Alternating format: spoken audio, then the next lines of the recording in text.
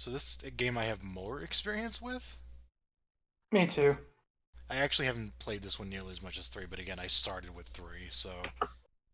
Pretty sure this is the most famous of the trilogy because it's the one that actually got a Player's Choice reprint. I mean, I know it's Sean's favorite game from Shaun of the Dead, where, And then they reference that in Future Perfect, but I love that version of the game because you can just join in the middle of a match for some reason. Uh,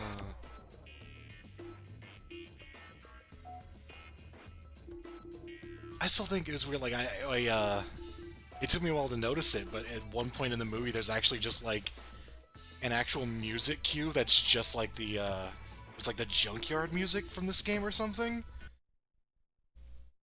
I do hear like stuff from Graham Norgate like just pop up every once in a Out while. of the darkness they came with a hateful will to destroy humanity. So cutscenes. We fought long and hard, but You see, he threw that human, and he hated him. taken their evil war into our past.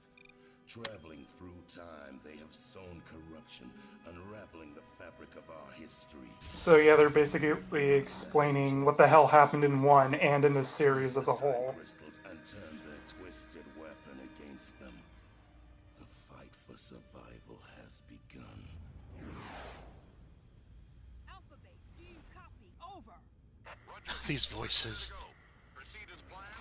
It gets even better when they start trying to do accents. The thing is, like, I can't tell you if these two have the same voices in the sequel, but Cortez does. okay. That's also the guy who voices Not Important from Hatred. Really? Yes. Oh my god. Okay, move out. But for Corporal Hart, I think it's a different voice actress. They got like someone with a Boston accent for Future Perfect, Oh but yeah. she has her main noises from this game.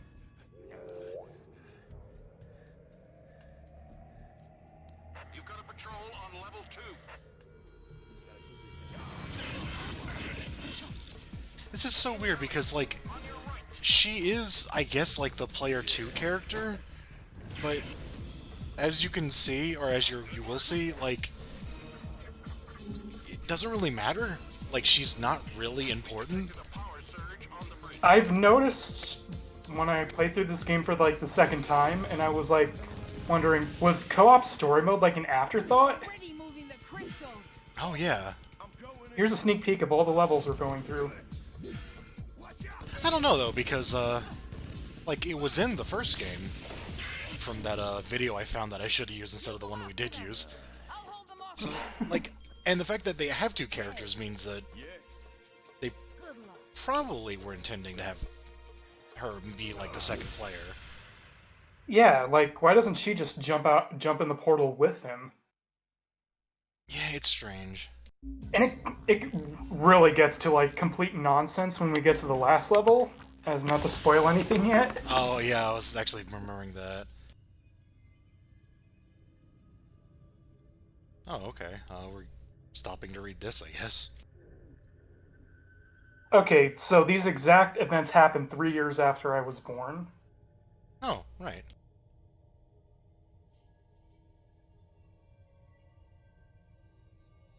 If I remember, I think this one jumps all over the place.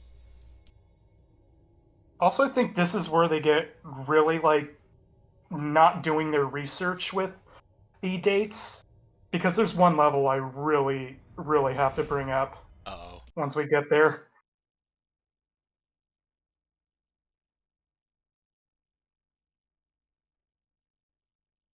It's a very interesting starting level. Easily one of the best levels in this entire series. A really good first impression. Nicola! Shh, shh, shh. We shouldn't be in the research center without security clearance. Behold, English people doing Russian accents. They're killers if they find out. Come on, coward. Yeah. The animations are all nice, though. Very expressive and cartoony. Also, they're getting the art style here. The lights. They're no longer like weirdo Gumbies through a fisheye lens.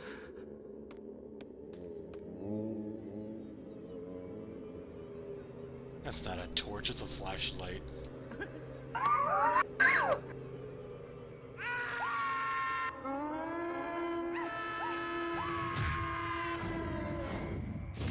Yeah, when I was 3, I heard all about these zombies plaguing Russia in the news. Control, come in. It's a loud flashlight they have.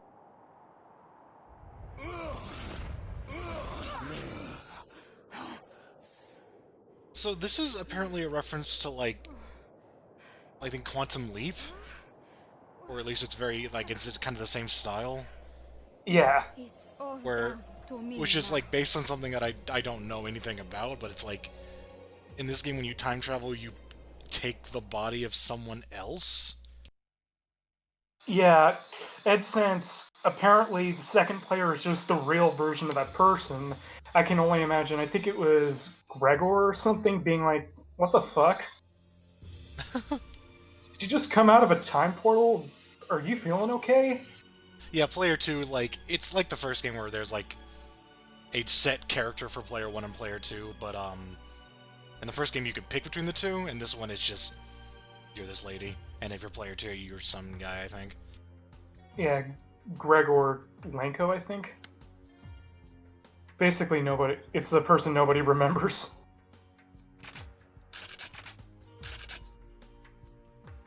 I have to admit, it only really struck me just now how, like, this series is so big on having as many choosable characters as possible, but it's the kind of gameplay style where it doesn't really matter what, like, character model you have, because you won't be seeing it, really. I mean, eventually body types and stats are going to be a thing in the multiplayer mode, but yeah. Yeah, it's just kind of funny to me. It's like, man, you have like 150 choosable characters, and you don't really get to see their arms. So, right, this game wastes no time in being like, yeah, we're more like GoldenEye and Perfect Dark now, instead of this Yeah. time attack game. Yeah, this is a very different level for the series. Like, there's a lot of things that this first level of a sequel introduces. Like, it doesn't try to ease you into it. It's just, this is TimeSplitters 2. Yeah, And yet, still, this is, like, easily one of the best levels in the entire series. Also, I get the feeling this player should have probably messed with the control sensitivity in their emulator.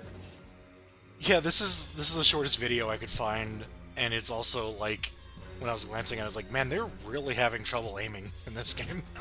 But At least their ammo counter is going down. I know. I actually did check. I was like, well, at the end of this mission, they lost health, so Also, the game's running at normal speed, and the AI has time to think.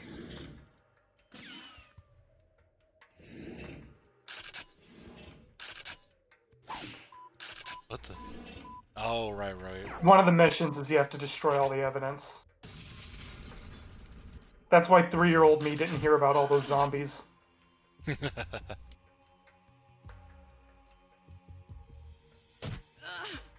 Going from Future Perfect to this is a little jarring because I wasn't really ready for the Perfect Dark style like mission objectives, where you have to like really keep track of everything you're doing. Also, yeah, that guy's just been taking pot shots at you from across the entire level. Yeah, snipers. On hard mode, I think there are like 2 of them. Also, yeah, especially on hard mode for a first level, this is pretty challenging. Yeah, I do remember this level giving me a lot of trouble, partly because of the missions that I wasn't ready for, and partly just because it's kind of tough. Yeah, it demands that you approach this carefully. Meanwhile, in Future Perfect, it's far more fast-paced. It's like, you know all those modern shooters you people are playing nowadays? Here's it, but better. Also, man, that camera took like 3 shots to break. The hell's it made of? It has a weak spot, like you're supposed to shoot it directly in the lens for an instant destroy.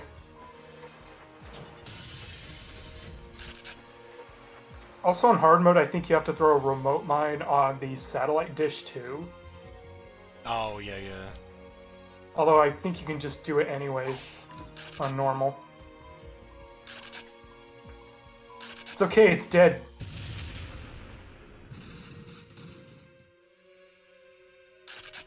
That's something you had to do here anyway.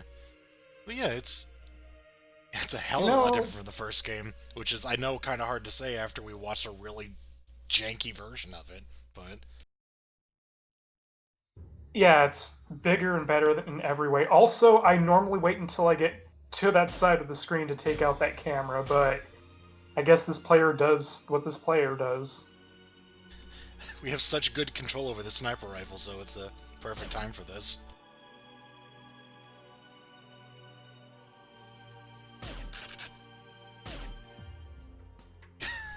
Like, from this distance, can you even tell if the thing's been deactivated or not? I know, right?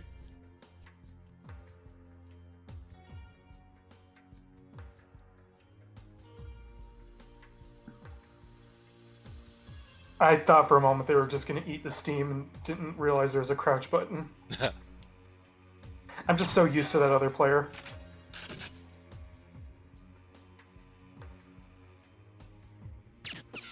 Yeah, it's weird to me that, like, I play these out of order, so I never really got to realize... Like, I didn't really play this thinking, like, oh, it's a lot like Perfect Dark. I just played it being like, this is a very weird prequel to Future Perfect. But, like, now I'm really seeing it. Yeah, this is the old rare free radical first-person shooter style. It just went all in on that. And then they mixed the two in the next game. Yeah. Well, that person just screwed up the stealth section completely. Whoops. Fun fact, if you punch someone from behind in story mode, that's an instant kill. Oh. Which someone more attuned to the game's stealth mechanics would have probably shown off by now. But compared to that other player, this person is... You know, I used to hang out a lot with the TimeSplitters community, and now I just haven't in a while, and I forgot who all the really good players are. Everyone assumed I was a great player because I made Mischief, because she is behind really difficult challenges.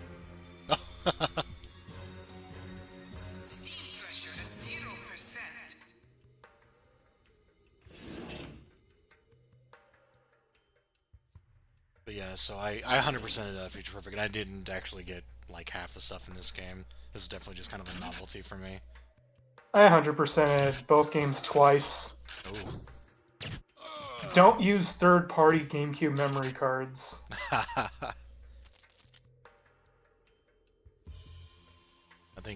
guess it's worth mentioning this is on the GameCube. I think it, was it all three consoles? All three consoles, although I think people have the most familiarity with the GameCube version, because the Xbox already had a bunch of other competing first-person shooters. Oh, that's fair, yeah.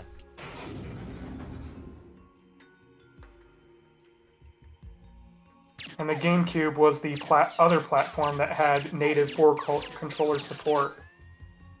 Oh, yeah, yeah. Guess that would make this kind of ideal.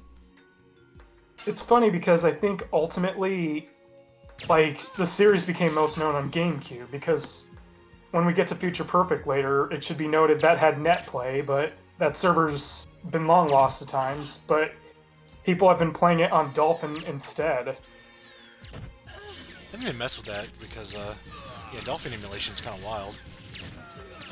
Yep. Also, again, this person messed up the stealth segment. Good thing they're playing on normal.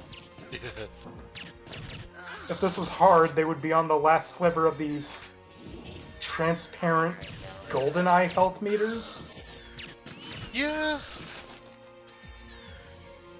I mean, it beats the MS Paint rectangles from the first game. I have never...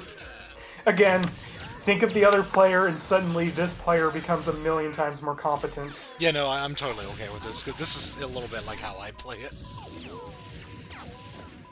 I've 100% this game and played through it on hard, so my approach would be a lot more careful. In fact, I'd probably be too cowardly. Yeah, go ahead, stealth them with an assault rifle. Shoot at their feet, that'll really surprise them. Yeah, you know, my favorite thing to do in a stealth mission, fire a warning shot. They aren't cheating, okay? Yeah. Fun fact, you can shoot those melons, and I think there was like a stat for that in the total things you did menu.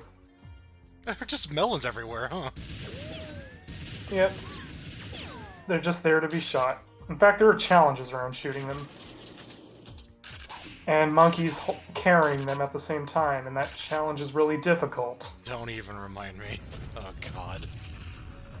And that's why people think I'm a really good player, because I play Mischief. Ah. Yeah, that explains it.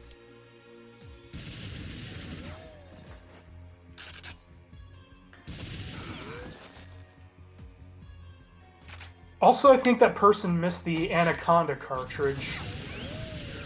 That's my favorite another- music.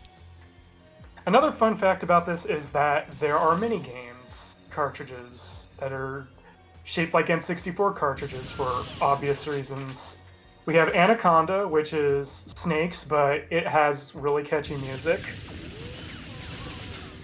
I'm trying to remember. I think the other one was like an Asteroids clone. Astrolander, I believe. Yeah. I actually saw a video once of people playing Anaconda competitively, because it's multiplayer. That is actually fascinating. I need to see that myself. Like, like the last person remaining got, like, covered, like, 75% of the screen. Yeah, because it's like, centipede or snakes? It's like that, but, like, you have, like, full 360-degree movement. So, it's interesting. I'm glad the player knew to do that. I love doing that. I don't want to guard a spot that's just underneath a gun. Even if it's my gun. Yeah, someone should sue for that. Speaking of working conditions that someone should be sued over, how about guarding a room full of corpses? I do like the very first level introduces zombies. Technically, TimeSplitters 1 did that too, with the mummies. Oh, yeah, that's true. I think it's only Future Perfect that's like, you know, let's just give them only normal enemies. Instead of just start them off with an enemy that cannot be killed by conventional means. Yeah. One complaint I have against 2, though, is, with the exception of one zombie we'll see later on, most of the zombies are relatively boring looking. Yeah, because they're all, like, this level, so they're all just kind of like dudes in, like, army gear. Yeah, they just don't have eyes and paler skin, that's it. I just never like, quote-unquote, fresh zombies. I like my zombies to be like rotting, decaying corpses shambling at you. Yeah, the other games definitely have, improvements on that. I'll never find another love quite like Police Zombie from the first game. That was pretty cool, Weren't Sewer you- Zombie. Yeah, they were supposed to destroy the Time Splitter, were they not? Oh, they're coming back for it. I see.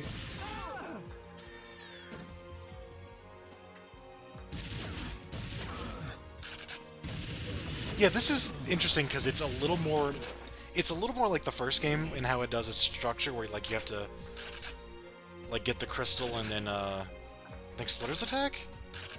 I think? Splitters attack once you get the time crystal, yeah. Whereas that completely changes in the third game, where it's like an actual story. It has like a weird kind of arcadey feel to it. Yeah, there are some traces of Time Splitters Classic. Also, there are challenges that reference the old way of Time Splitters. Oh, that's right, yeah. Like that one where you're the fake R107 going around in that multiplayer map that's way too damn big. Gonna have to throw a few more explosives. I just drench this thing in explosives when I play. That'll do it. The container is way too singed for that time splitter to ever escape. Biological So I'm guessing the Splitter's presence is what's causing these zombies? Oh yeah, I guess I never really thought about that. Like, why are there zombies here? Is that just... I mean, Future Perfect reveals that zombies do have a relation to these Splitters. Yeah. I guess that's also why the Splitters look the way they did in the first game. That was like, they were like the beta TimeSplitters. Also, yeah, on your way out, you're going to be accosted by flaming mutants. Like the zombies, they can only be killed once you shoot their heads off.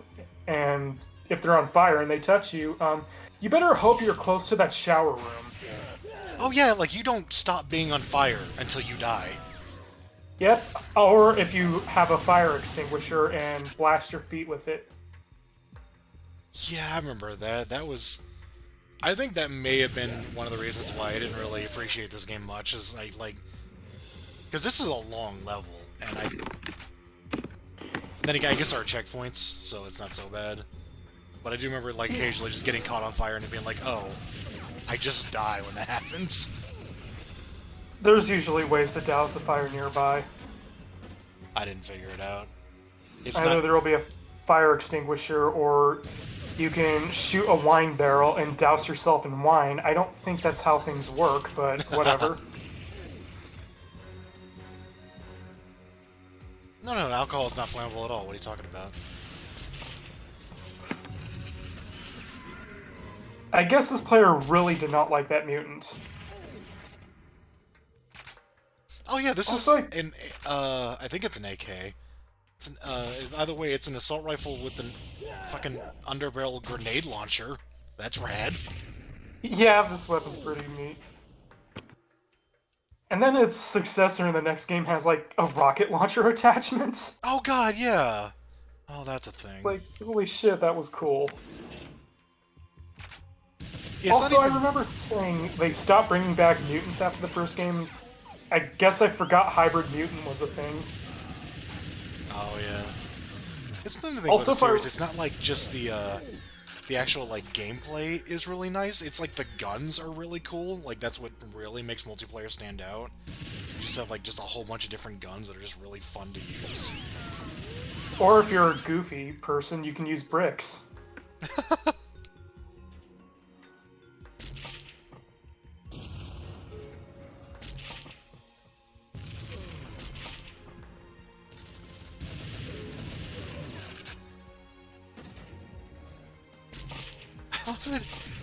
Apparently this thing fires out just like actual grenades, like the ones with pins in them.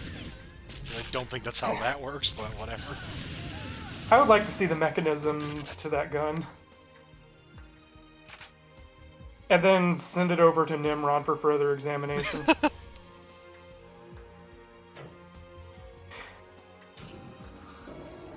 This is a hell of a level. According to Nimrod's observation notes, he has stated that he just had a stroke. He now wants to kill you for some reason.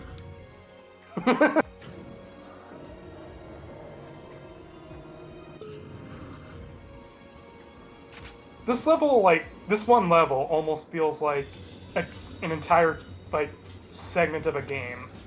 Like, not the whole game. Yeah, yeah.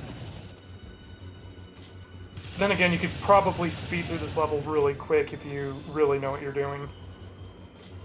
Like, hell, if I ever speedran this game, though, I'd probably, like, die to a bunch of pot headshots.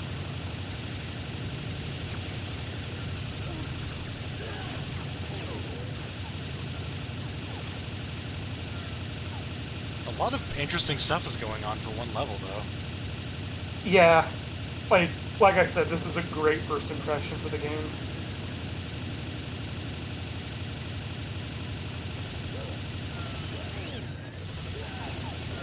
This thing don't want to die, though. There we go.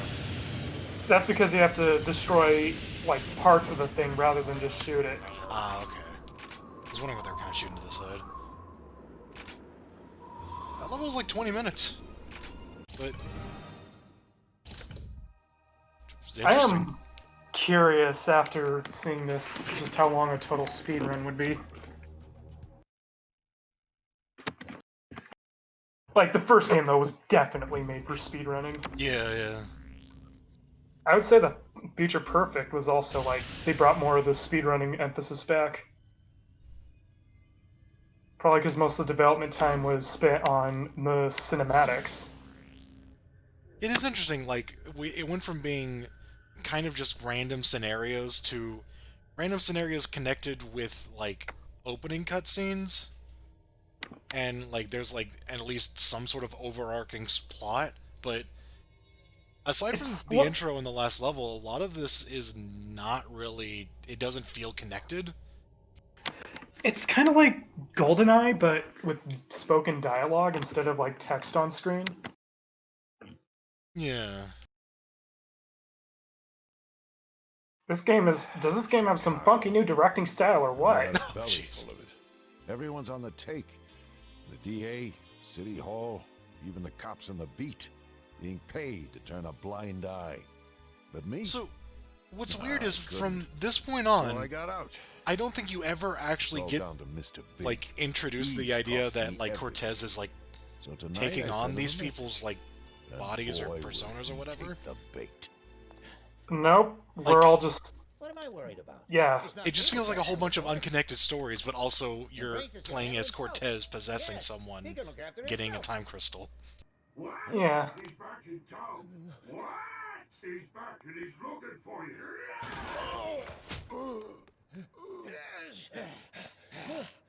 Princess! Come on, you stupid! These English people trying to sound like Americans from Chicago. Hear me? Dead! Also, I think that Dead. was a Yeah. character from the first You'll game, see a it. common enemy, From now on, Mr. Big. you better watch the shadows. I know Braces came back in 3 as just like a random throwback character. I wish it was Hatchet Sal because he had the most interesting backstory. Also, he's why Handyman existed. Oh, Also, fun fact, player 2 is Lady Jane from the first game. oh yeah. I guess later on in 1, she got acquainted with Captain Ash. This is. They had this some is Possessed by serious. Cortez reunion. Wow. Person got headshot too. That guy was real perceptive. They don't call him Hatchet Sal for nothing.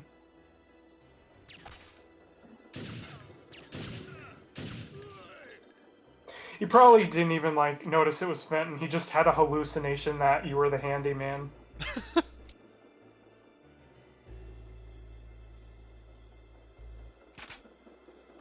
Also, people are not knowing what the hell I'm going to be referencing because most of the characters in this game are multiplayer only. Yeah. At least the most interesting ones. We have like an entire circus troupe. Oh yeah. There's was it Leo?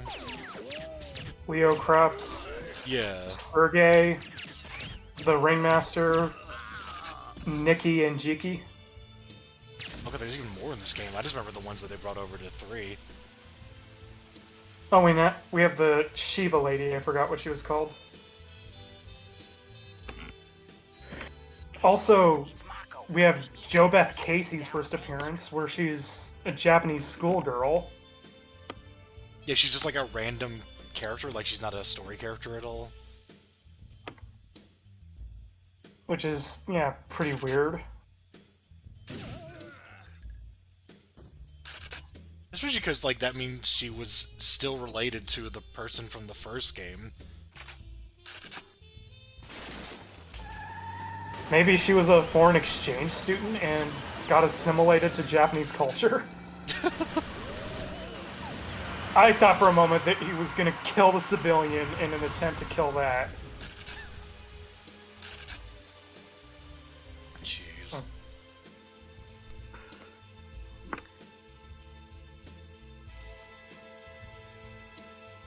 It's like, I like the plot because it's just a whole bunch of, like, small stories. I don't know, it's interesting because it's just like, you're just like, I have to help complete this story, that I just got introduced to, also I have to find the crystal.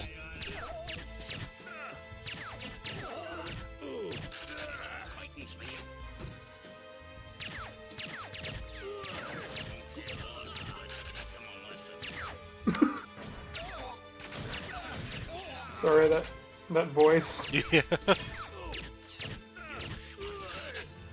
Yo, schmuck.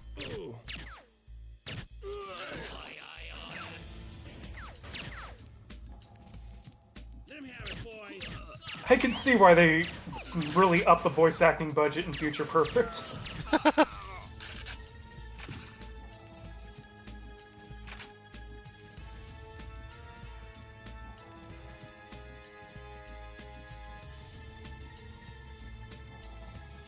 The levels are just all nicer looking too. They're big. Still don't hold a candle to like games at the time, at least the scenery, but the levels are so large anyway, so it doesn't matter. It's also like why starting with this series, not every mission has its own map in the arcade mode. Oh yeah, Because if you deathmatched in this, you'd probably get lost. for sure. Camping would be way too... Well, a chunk of this is like a multiplayer map, actually. Yeah, But there's only like a a chunk. nightclub.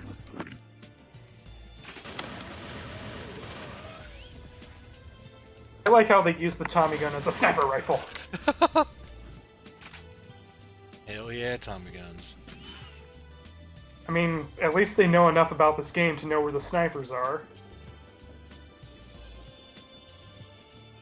Yeah, I don't think TimeSplitters was never like the most impressive game for its generation, but it was just really fun, especially after the first game. It's like a mid-tier effort that's still far more enjoyable than AAA games at the time. Oh yeah, yeah. Like, because this was a really small, like, starting development studio that did this. And yet they never really were able to catch on, which had unfortunate consequences. Yeah, I don't know if we should just get into it now, where they were like planning a TimeSplitters 4, and there was like all sorts of random promotional material for that. And they couldn't find a publisher, so the series stopped with 3. Yeah, which is, it's ridiculous that it was all one generation. It was all just like the PS2 GameCube era, and Yeah. it never got off from that. And even though like Future Perfect was such a good game, God, yeah. and then people were like, every time I see that a lot too, where it's like, oh, somebody else has the rights to TimeSplitters now, maybe they'll bring it back. No. Like, I think THQ Nordic has it, and they're like, we are excited to work on TimeSplitters projects. We have a lot of fans in our studio. 2 years later, not a single announcement for anything TimeSplitters related. Nope. The more optimistic are like, they're waiting for Rewind to be done. But I still doubt they're going to do anything.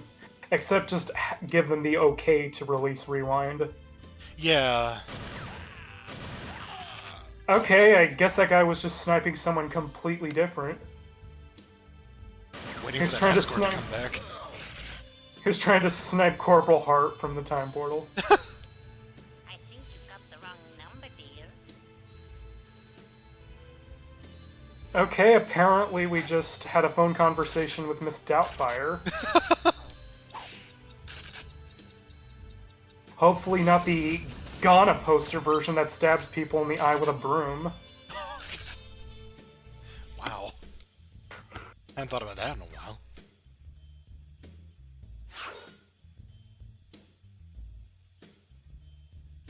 So at this point, I think the sniping stops and everyone just comes right at you, which is why they equip the Tommy gun.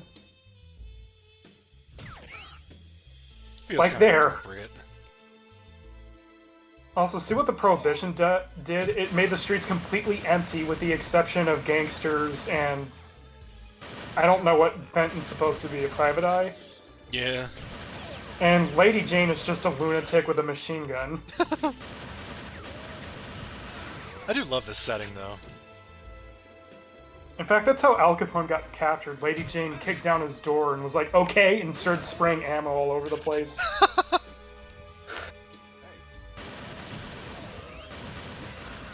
I do like that no matter what nationality the guards are, they just say a flat, "Hey." Hey. Oh, this is strange. I think I'm going to shoot you now. You look awfully like a player character.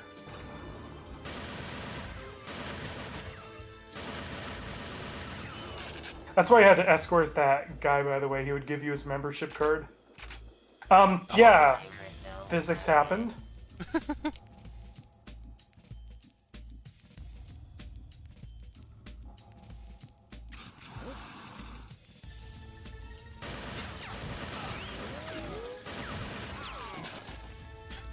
It is strange to say, though, that, not to really get ahead of myself, that this method of time travel seems to be kind of just unique to this game. The whole, like, possessing people thing. It's like, it's creative, but, I assume it's also an explanation for one. I guess, but Then like, Future Perfect Cortez is like, screw the disguises, screw the potential of screwing with the past, I'm just gonna be me. yeah.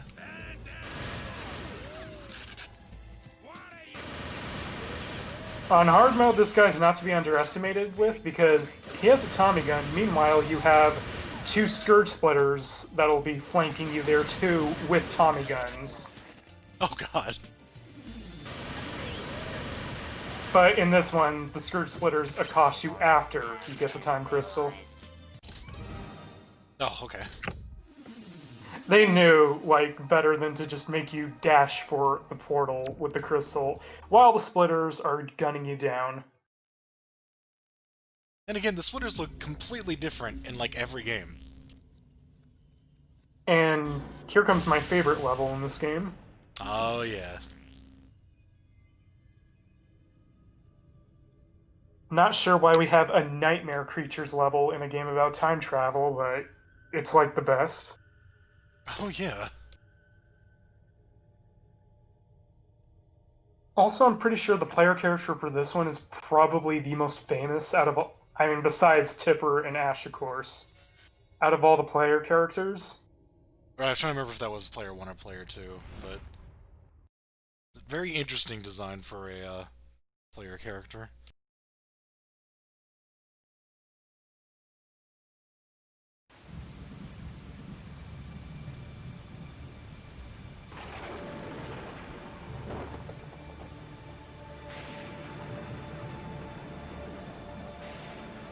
The hour is at hand. The gates of heaven will be opening for me. Are you a believer, my pretty girl? The angels will come, and you will see your destiny.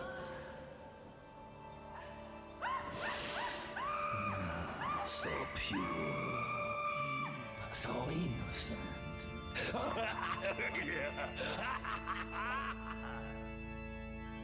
So yeah, the antagonist of this level is a complete fucking weirdo. And here we are being clown chic. Yeah. Yeah, everyone likes this character. Yeah, pretty much. For good reason. I'm pretty sure, along with Monkeys and JoBeth Casey, if this game had like dedicated net play, you'd see a lot of her too. Because not only because of her design, but she's tied with the Monkeys, JoBeth, and the Splitters and Mischief for the fastest move speed. Ah.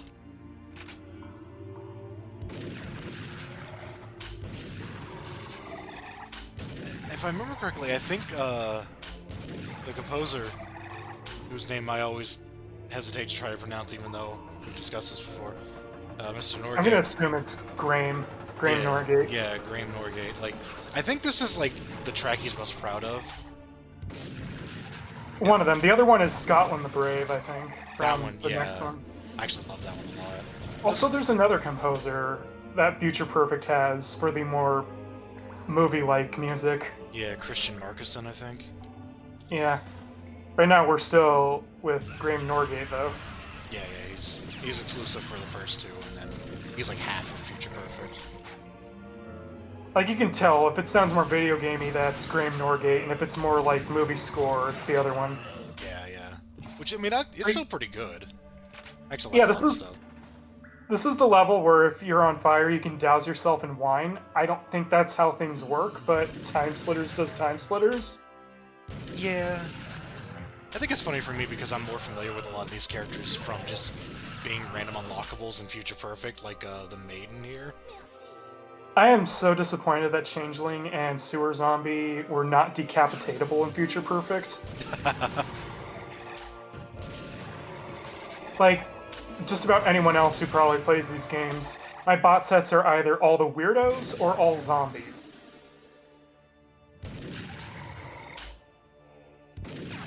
Yeah, like the, I don't know if we mentioned this, like the multiplayer zombies were a little nasty because I think it applies if you play them as well. You can get decapitated, but you can still be alive. You still have a head box, though. It's only cosmetic. Oh, is it? Oh, okay. I actually thought it was just, like, permanent. No, but when they introduce stats starting with this game, they do have more HP than most other characters, at the expense of being slow and not very accurate. Ah. Also, I think most of them are shock-proof in Future Perfect, because for whatever reason there's fire and electric resistance, which was a mistake because all you would see in net play is Stone Golem. So, yeah, these maidens are just traps. They're the changelings. Do they attack you? Yeah, if you free them, they just growl at you and then attack you like zombies. You can tell by taking a close look at them and notice that instead of like a normal mouth, they have like Fluke Boy face.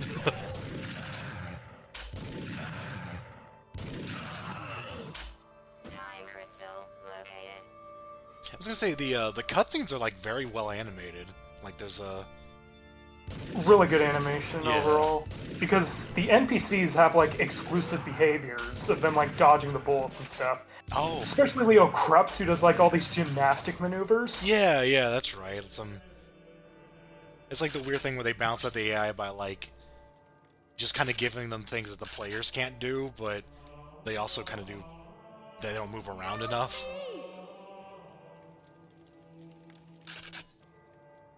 Like, they're kind of strafe and stuff, but they won't, like, move like a player will, because the players can move pretty damn fast. Yeah, in order to counteract that, they have... Yeah, that's Sewer Zombie, I should have mentioned that earlier. Probably my second favorite zombie design in the series, next to Police Zombie. I guess we won't see it. I think the undead priest there, the guy in the hood, he's one of the characters in 3 where his animation is like him in, like, like an action figure box, which is great. Same thing with Player 2, who is also unlockable in Future Perfect. Oh yeah, like Underwood. Yeah, Mr. Underwood, I just remember that because that's the surname of one of my cousins. So I would just be like, okay, you gotta pick yourself as an old man, dude. Just like a Watson Also- motherfucker. Also shares the same name as a Yu-Gi-Oh character, which I have teased him about. Don't you Quasimodo? What the fuck? Yeah, Disney's The Hunchback of Notre Dame took a really weird turn. Yeah, a little bit. They just dropped Phobius from the script completely and just threw in Voila and a bunch of zombies. Also, Esmeralda suddenly became Maiden. I remember that a lot of the, like, kind of, like, returning characters, or, like, multiplayer only or whatever, in 3, like, the voices they give them are, like, way different. Because it didn't seem like it really mattered that much. Thank you very much. Come on, my dear. Let's go.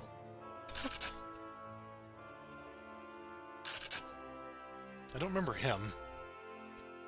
I do remember what's coming up next, I think. I believe I do too. Besides that Sewer Zombie. The biggest surprise in the game, Sewer Zombie. Plot twist, the hero of time is the Sewer Zombie.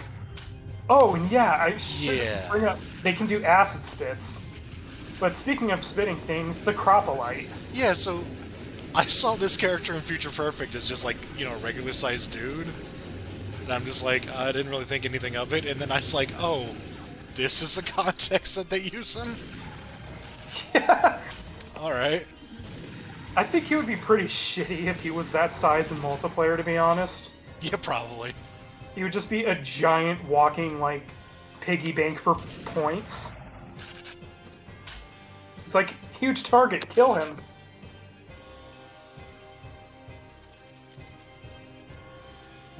But yeah, sewer zombies in story mode only can do the acid spit.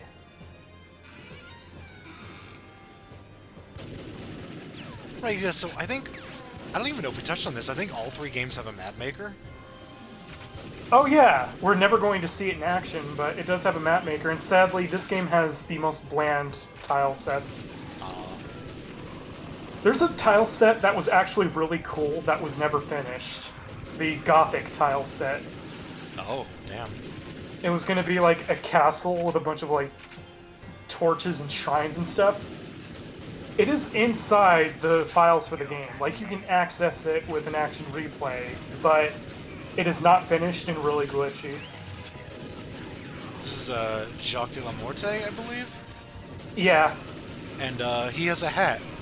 And what's really funny is that I think exclusive to this game, yeah, you can shoot off the hats of characters who wear hats. There's And- even a cheat for it. Yeah, and in Future Perfect, like, all the characters who have hats, they their icons like show it, but their model doesn't. They just took off the hats.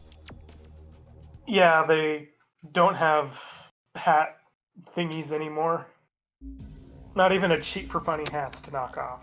Yeah, like that guy is in Future Perfect as one of the extras, but he's just kind of bald. This is like, oh, that sucks. The top hat's nice looking. Now we're going back to Planet X, and hopefully we're going to be playing it a lot better than that last player. I cannot wait until we fall into a pit and don't die. I hope this player doesn't forget where the goal is.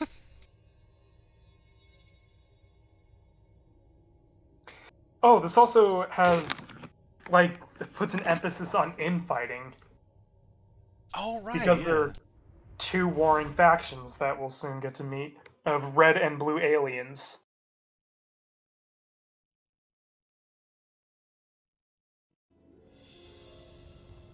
Wing Commander, you have veered off target. What's your status? Over. Base, the squadron's engaged with the enemy, but I've taken a direct hit. What's your damage, sir? The engine's shaky, Yes. but I'll be okay if it doesn't overheat. Uh-oh. That was not an all caps reading of that. Losing altitude. Commander, you just keep that bird in the air. We're sending someone to pick you up. Over and out. We're sending Airy. I just want to imagine Cortez possessed this guy at the wrong time, and it's like, oh, I have no idea to fly this thing. Well, when we get to Future Perfect, I would not put it past him. Oh, yeah. He probably also didn't know that the backpack could do that.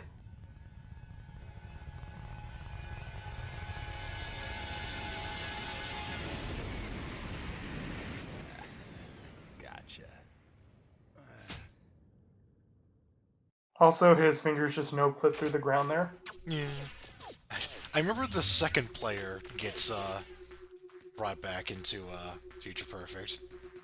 And we'll get to Future Perfect's emphasis on adult humor when we get there. Yeah, yeah. Also, Sci-Fi Handgun, one of the most broken weapons in 1. The worst weapon in the history of the series in this game. Oh, God. It shoots out 3 bullets that hardly do any damage at all, and they all ricochet, and are just as threatening to you as they are to your enemies. Actually, I'd say more threatening to you than your enemies. More likely to do damage to yourself. This weapon's so bad. The first order of business is to kill whoever has a laser gun or sniper rifle, and that's sci-fi auto rifle as fast as you can. Sci-fi auto rifle. It doesn't have the same ring. This is like my favorite track in this game. I fucking love this track. Me too. It is so stupidly catchy. Oh, thank God there are gun turrets. I don't have to use this horrible weapon.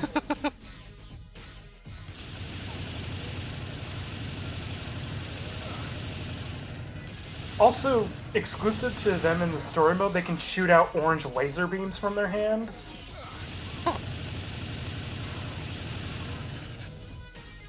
I mean, the laser gun also shoots a similar thing, but it's not a laser gun for them to do. Like, you won't loot a laser gun off their corpse if they do that. That's just something they do. I wanted to bring up, like, the way the map maker works in this, or in the series, really. It's like, it's all, like, kind of, like, grid-based. Like, you, like, put down squares, and some of them, like, turns. Some of them are kind of, like, big open rooms. So it's, like, it's a little simple, but, like, you can make some pretty fun maps with it, so... Most of my maps are seizure mazes. Yeah, you could affect like the lighting and all the different pieces you put down, and like do like strobing effects and flashing and stuff like that.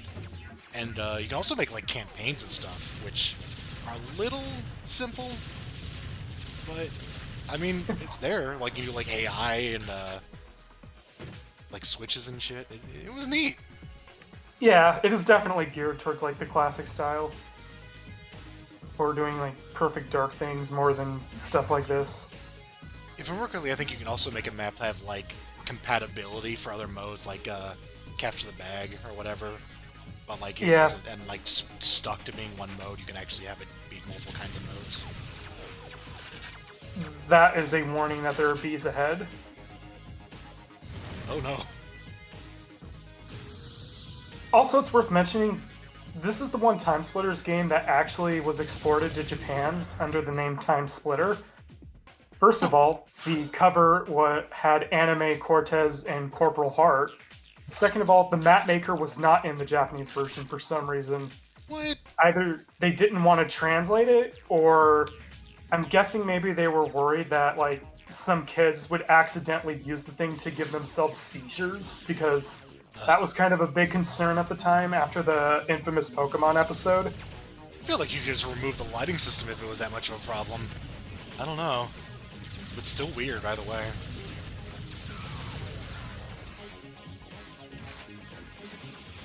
Like, yeah, I don't know why the map...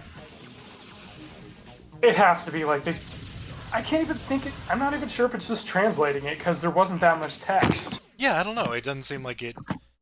Like, anything could have really stopped that. That's one of those things, like, you'll never know. Like, you can never really know with, small translations like that. I don't think the Japanese bought this game anyway. Oh. I kind of get it, but it's still a shame, because this is such a good series. Yeah. Like, the map maker alone is, like, innovative as hell. It's like, you know, of course, everything has, like, you know, customizations now, and is, like, moddable and stuff, but, like, you didn't really have that for, like, a console game. It's like, make your own levels. It's funny, because, like, this really is, like, the PC gaming experience, but on a console. Yeah, like, pretty much. This outperformed several, like, PC first-person shooters at the time. Not by any... It's by no means, like, say, Half-Life, but... still very comparable. Like, no one lives forever but better, and technically it has its own console-friendly modding feature with the map maker. This way, it's such a shame it never actually got, like, an official, like, PC port. Just, like, imagining playing this game online with people. Like, with a mouse and keyboard. Imagine map maker with a mouse and keyboard. Oh, jeez, yeah. And mod support. That's like the one thing that like keeps me from really going back to these games in like Perfect Dark is just like I've been kind of spoiled by like FPSs with mouse and keyboard. Just it's never like it's one of those things like it's so great for what it is, but it still it just needed a PC port to realize its full potential. I was gonna say, I kind of understand the player getting stuck there for a moment, because the first time playing, I was too. I did not know you could just squeeze through one of them. I thought they were all just invisible walls, because video game intuition. Yeah, I couldn't quite make out what was going on there.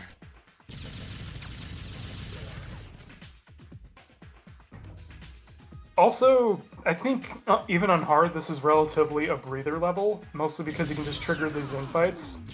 Oh, yeah. The main challenge is when you start out and you have that shitty sci-fi handgun. I remember the Sci-Fi Handgun being a lot better in 3, although it, mostly because it has a fire mode that isn't the bouncing, shots.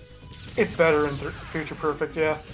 1 is where it was at its absolute best, because it was basically a micro Uzi. Ah. It had Ricochet, but not as wild as it was in this game.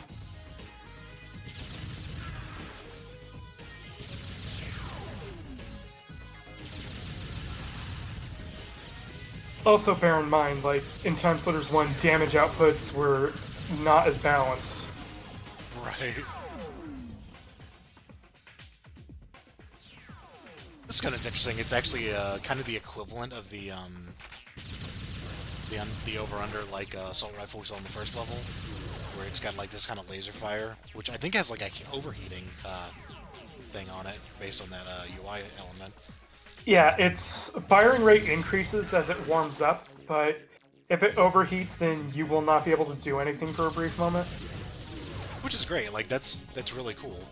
And then it has a, you can fire out these plasma grenades, which I don't think you can detonate, but they will, like, stick to stuff and then blow up after a few seconds.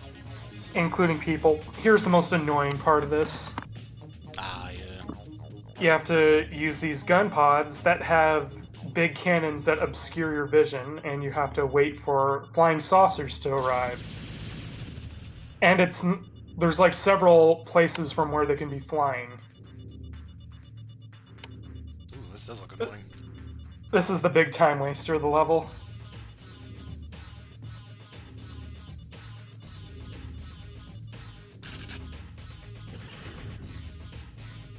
It's like, I guess we're done with that? That or the player needs a smoke break. Oh. Bye.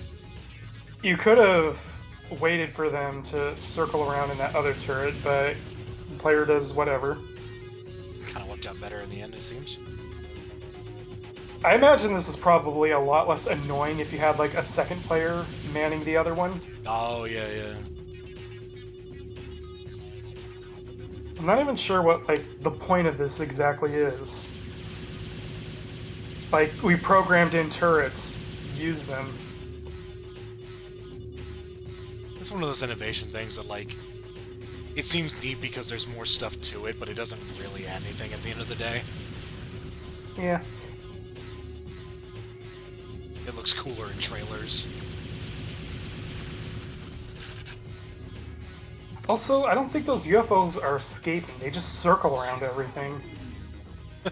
They're lost too. They're all piloted by the player of that first game. You beat me to it.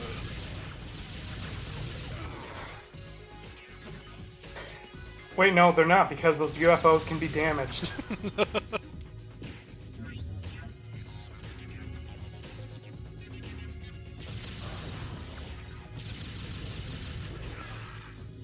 This is a nice looking room. Pretty sure a chunk of this area is the used for a multiplayer map in this game. That or these assets. Which is fine, yeah. Yeah.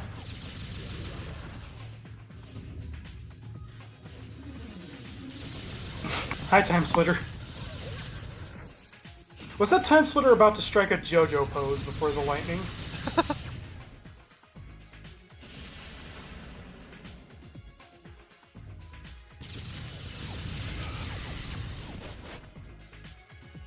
Yeah, it's so weird to me because I'm so used to the 3 design, but they're like just kind of skinny dudes in this one. Either they're Ghost Rider people with guns, or they're these things with scythe arms and mosquito tongues. Yeah. They have different names, don't they? Yeah. It's like, I remember the one of the three is the Berserker Splitter, even though it's the only splitter. Like, in one we had TimeSplitters 1, TimeSplitters 2. In TimeSplitters 2 we have Scourge Splitter, Reaper Splitter, and then we have aliens possessed by them called drones. Ah. And then Future Perfect, we only get one, the Berserker Splitter, and it's kind of weird considering that that was intended to be the finale. It's strange, yeah.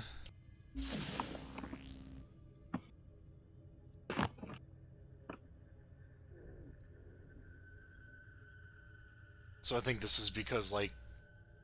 Was this just because The Matrix was a big thing? This is Blade Runner Matrix. Oh, yeah, yeah. Also, apparently this happened last year. Oh, yeah, yeah. Never heard about it. No, I think I saw something on the news. We were too busy talking about the fires burning up California to know about Sadako's machinations. We're doing... There's Crayola. It's weird they're using last level's music. They knew it was that good.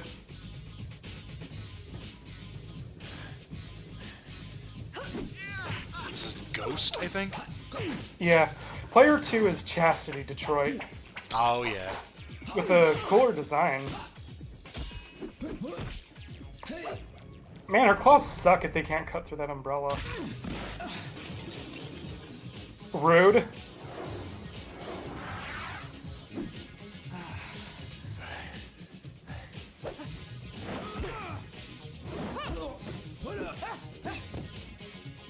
Oh man, she's a hillbilly.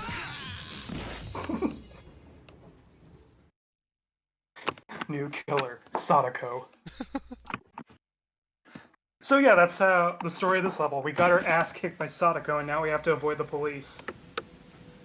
I guess they want to arrest us for being absolutely terrible in a fight.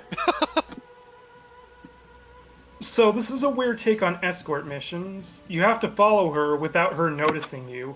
Also, you cannot be noticed by the cops or the security system. Otherwise, you have to start the mission over. This level is a nightmare, especially on hard.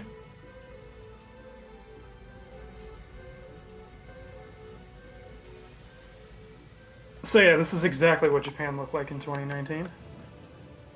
This is interesting, like the way they do the map. Like they never just have like an auto map. They always do something kind of like weird with it. It also doubles as a game console when you find the unlockable minigames. Right, yeah.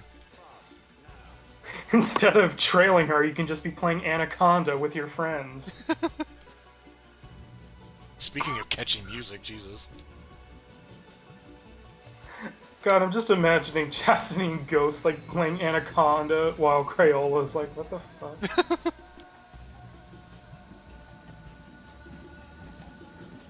Crayola's a pretty neat design. It's a shame she doesn't come back.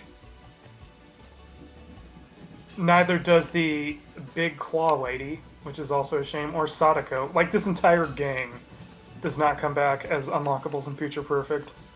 That's kind of the crazy thing. They have so many good characters. Like, they can't just do all of them, but they tried.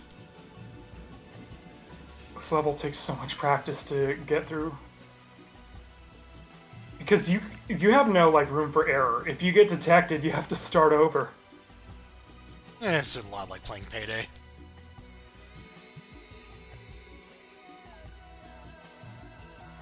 I like that she has no peripheral vision. It's also very jaunty for someone wielding a pistol. Probably to take the heat off of the fact that she's wielding a weapon in public in Japan. Nah, it's fine. It's 2019. It's very... Wait.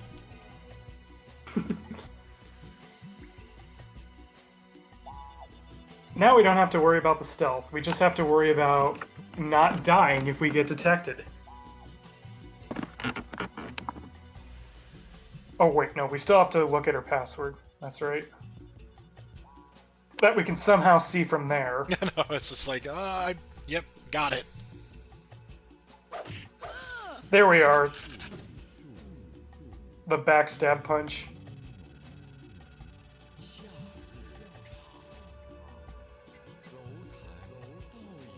It doesn't even look like we actually got the passer from looking at her. We just look like we brute forced it.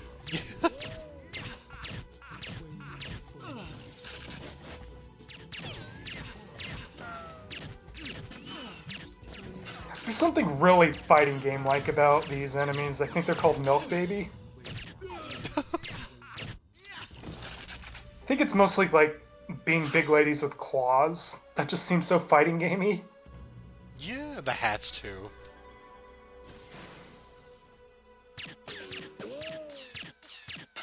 What I'm saying is, Sadako has a really cool gang. Yeah.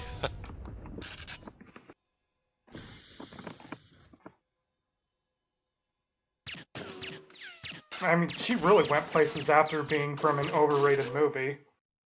I mean, even Ghost here is kind of like the Chip Zanoff of this game.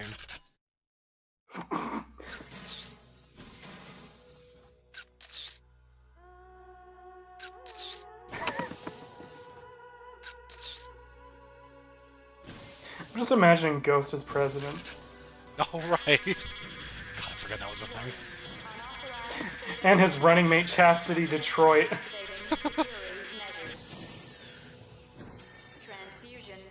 Also, if I recall, Cyberden somehow took place in 2005. Oh. So, Chastity Detroit ages like wine, apparently.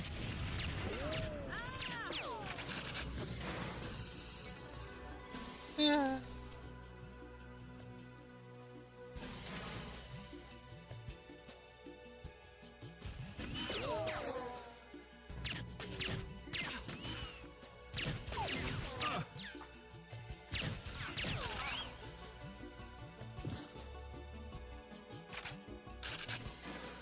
Oh boy, the classic, the SVP-90. Oh, yeah. I'm so distracted by this music. I don't actually hear it enough. Really nice, moody track, yeah. But yeah, perfect Dark fans. Your best friend's back. Oh, is this like the Cyclone? Yeah. That's right.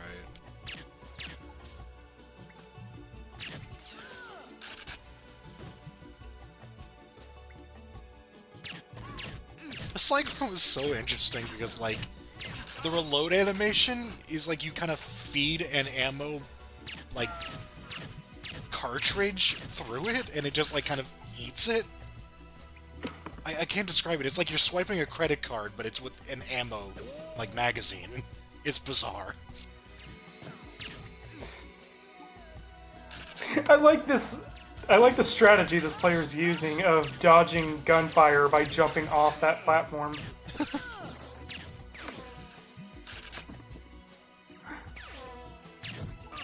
I would just whip out the SPP-90 and spray ammo.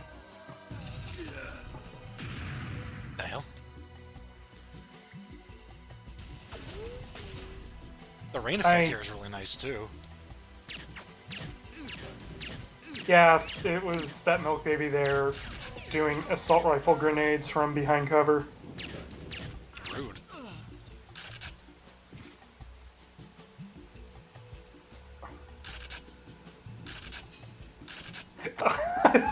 I thought for a moment they were going to try to fatal frame her to death.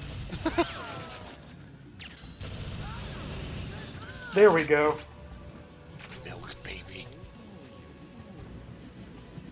I hope that's her gang name and not her birth name. I like the civilians who just really don't give a shit. That's just all that's happening. It's 2019. Apparently open carry is a thing in Japan. Also being able to own firearms in the first place. Fair enough. Are those sci-fi handguns? Yeah, that were being shot by the police at civilians. This game aged well. Wow.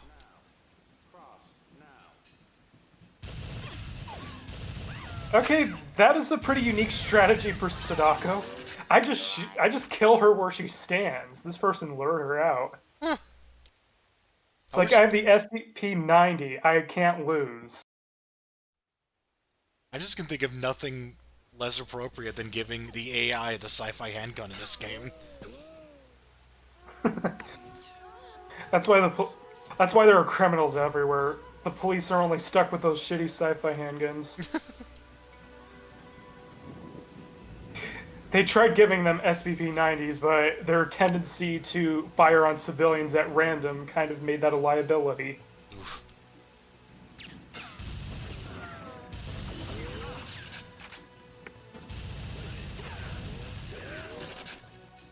I like that they guarded the time portal and weren't like, just like, what the hell is this?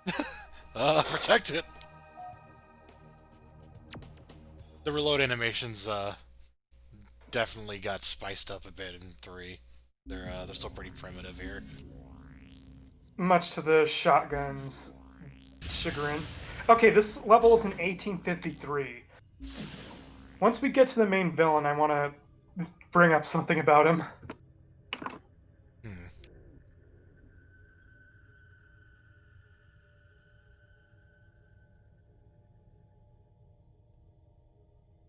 So we're Elijah Jones. Elijah? Yes.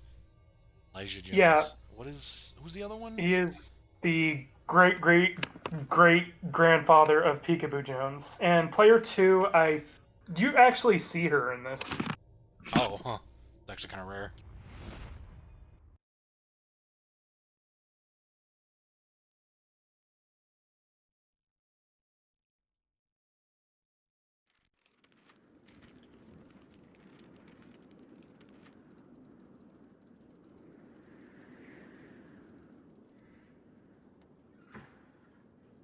Oh man, they're going to the Death Slinger.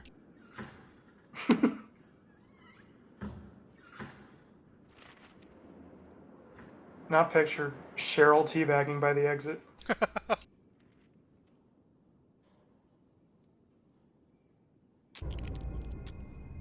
I love this music, by the way.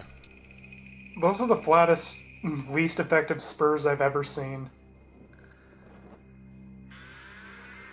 You can't go wrong with Western soundtracks.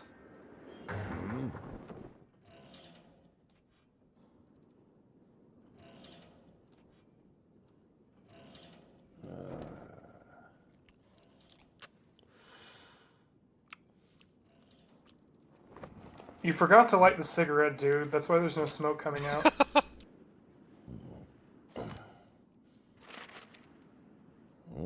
So yeah, the Colonel. Dead or alive. According to his bio, he is a former Confederate. This level is in 1853.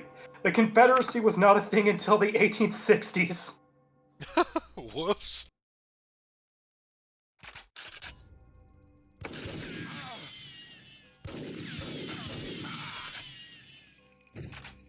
Always love a good revolver. We also have a sniper rifle. That's a good reaction to being shot to the chest. Down. It's like a fucking Back to the Future gun. Fucking Doc Brown makes. I don't think you had scopes like that on No, he didn't. rifles back then. You did not. Also, that enemy over there was totally a Back to the Future character.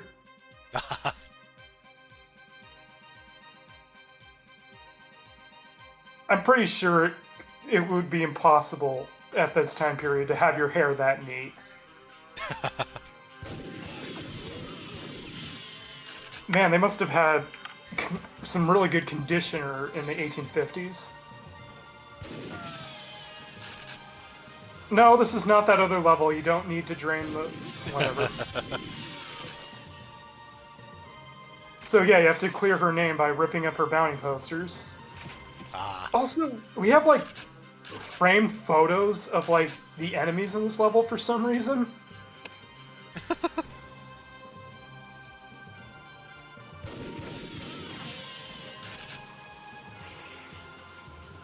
So that's the player 2 character? Yeah. What's her If name? you're player 2... I forgot. What's her face? I don't Trying recognize to her. remember.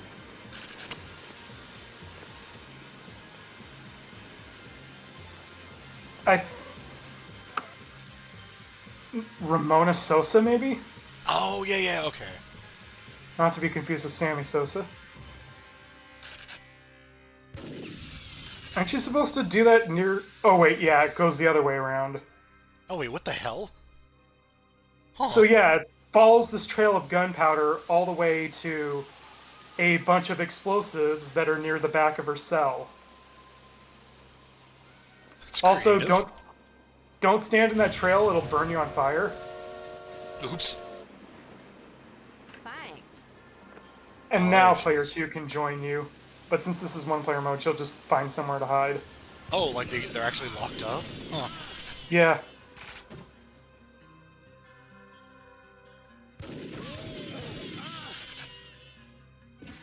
I say that because I know in Future Perfect, if you're playing two-player, it actually replaces certain characters based on whether or not the helper is controlled by the player or not. Yeah, usually in Future Perfect, it's just whoever Cortez is hanging out with. Well, player 1's always Cortez because Well, everyone has to know the future spaceman now. to be fair, I guess you're always playing Cortez as player 1, but But like, as a bunch in of the- people. Yeah. I wonder what that has to be like. Just suddenly changing, like, your body shape and gender constantly. A lot of questions that this brings up.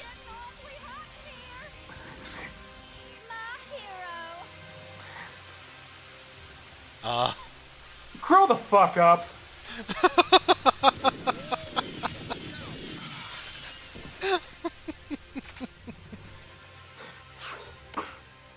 I think they'd get along with that Marvel player you've been doing MIT watching for quite well.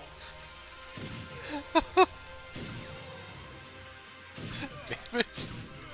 I remember that character comes back in Future Perfect, because of course she does.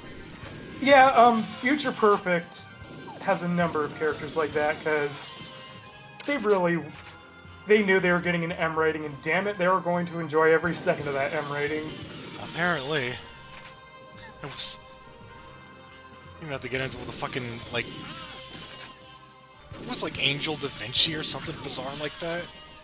Yeah, the character that is notorious for appearing in a lot of porn artwork. I wonder why.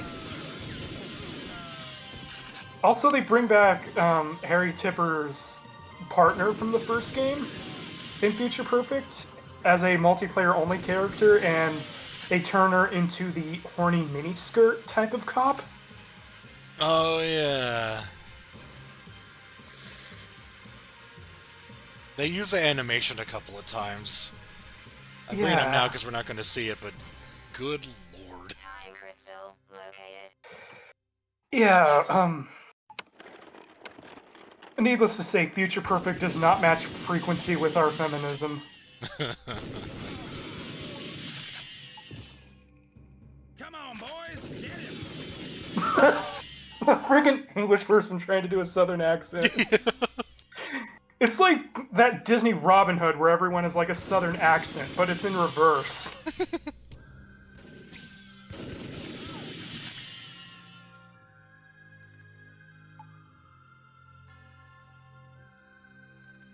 I'm the colonel.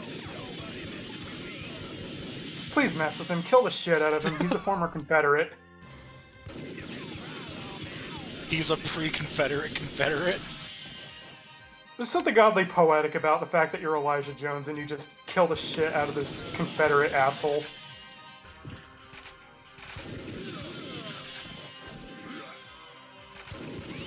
Yeah, he's a Confederate before the Confederacy was even a thing. I guess the TimeSplitters took him on a field trip through time. I think Elijah just prevented it from happening. So, good on him. I'm an alt-right now.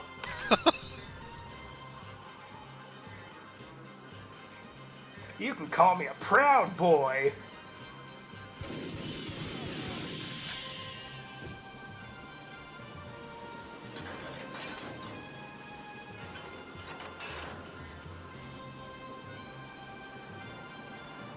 this track's good. You can say that about most of this soundtrack. I know, but And as an added bonus, almost all songs from 1 are in here for multiplayer options. oh yeah. Which includes Spaceways.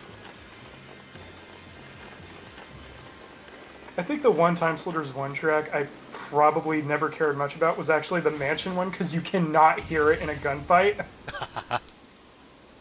It is just way too quiet for most of the track.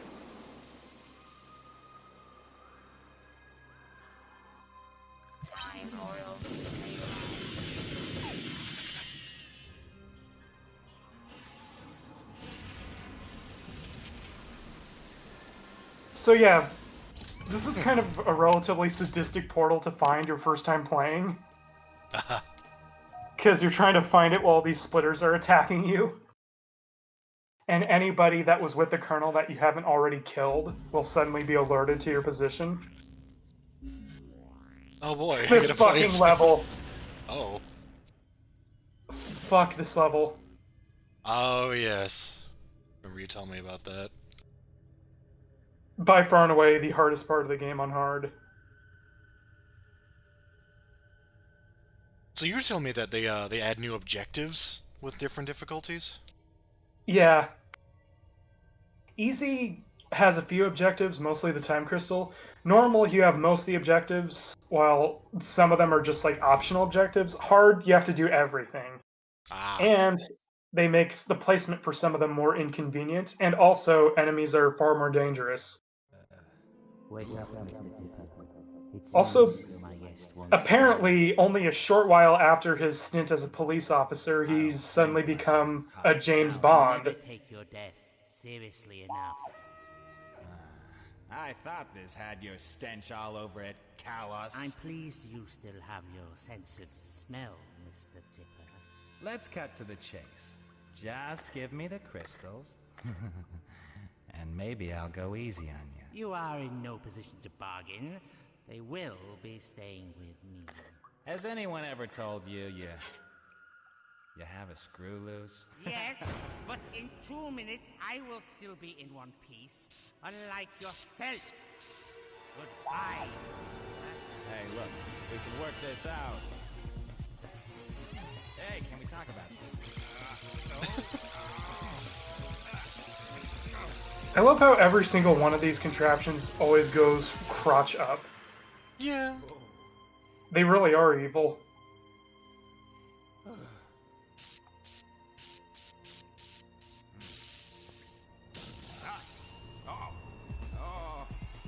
I also like the hairy chest texture.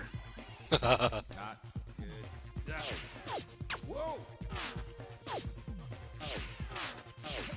Oh no, that laser's made out of whatever the Sci-Fi Handgun is. Except it has destructive power this time. That's how lasers work, Hope you right? still got the guarantee, Kalos. I feel like Kalos should be more concerned about the laser rather than the device. Like, the laser does what? Okay, so you have a time limit, and in order to extend the time limit, you need to have bombs deactivated. To deactivate the bomb, you need to rescue scientists from the henchmen, and these scientists intentionally have a delayed reaction time, just to waste more of your time. Oof. I am so on edge right now because this player is just idling and trying to stealth this. Went well. I mean, it's normal, it's a lot easier than it is in hard, but oh my god, this level in hard is like the worst thing, and I had to do it twice in my life. Interesting, the henchmen have like similar designs, but not the same design as they do in 3. Funny how, in hindsight, they just look like overgrown minions.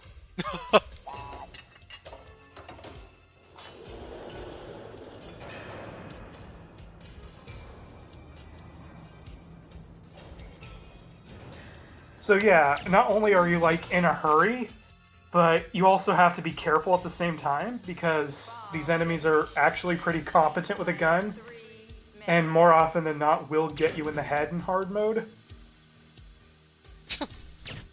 Kinda got through that. Damn, that's a big pistol. Makes it... Yeah, it makes it look like Shadow the Hedgehog's holding the gun, with how it scales in proportion to his hands. In hard mode, I think that guy would have been on fire, and you'd have to put him out with a fire extinguisher before he deactivates the bomb. What the fuck? Yeah. This level does not fuck around on hard. It is sadistic. Turret! Don't forget to take out the turret! Oh, okay. The turret still got a few shots in on him, though, as you noticed. Also, there would be flaming scientists up there to get the fire extinguisher. Okay, phew. Oh, you can actually I use like it. how nervous I am not even playing this level, just watching it. I have really traumatizing memories of this level.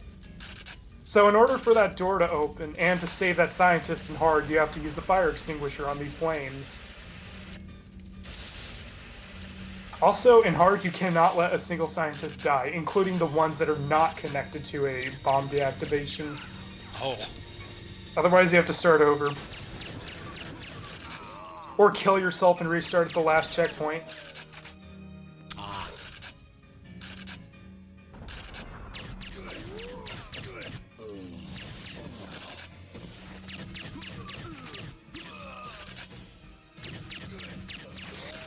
One of these days during our Discord sessions, I should try going through this level again just so you can see what I mean. This sounds on like hard. That sounds like self-harm, honestly. It is. I can't encourage that. I am probably not going to live past my 50s, and this level is a contributing factor. That fire extinguisher's having a fun time. That fire extinguisher is Havoc Physics before Havoc Physics. Oh wait, Havoc Physics was like in the 90s. It's just that was like only a PC exclusive thing. God, now I just remember a joke a couple of days ago I made where like a cardboard box was like accidentally taped itself to my pants. And I'm like, help, it's Havoc Physicsing off of me. And one coworker actually got the joke and I was pleased. Yeah, if you notice, these people are really good at headshotting you. That was like 2 headshots back to back. We've taken a lot of damage for not hard. It's because they aim for the head. Also, I think what's worth noting is, in this series, you seem to have like a fighting game like Guts mechanic. Oh, crane minigame to deactivate a bomb.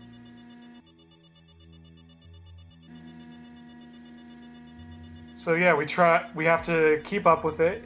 Hold the magnet down until this thing lifts up, and it's more annoying than it looks, and it already looks annoying. Jeez.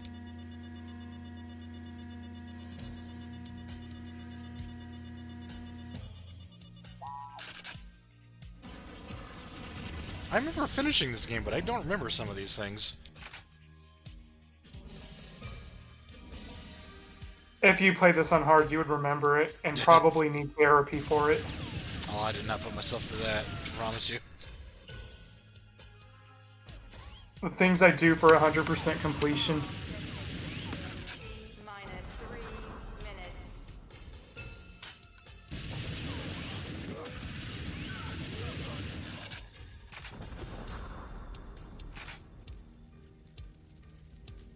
Also, this player knows this level well enough to know about them trying to sneak attack you like that.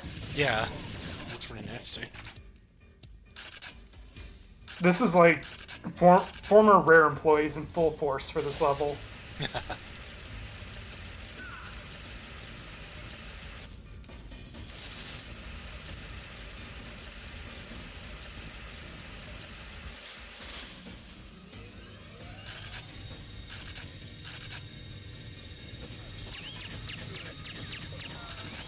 Yeah, they like know where everyone is. I like how that one guard just landed directly on the steel piping. Last seconds of his life probably did not feel pleasant.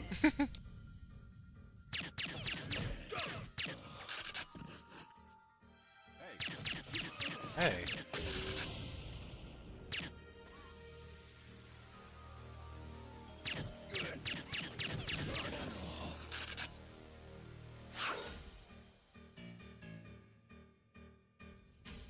Hi guys.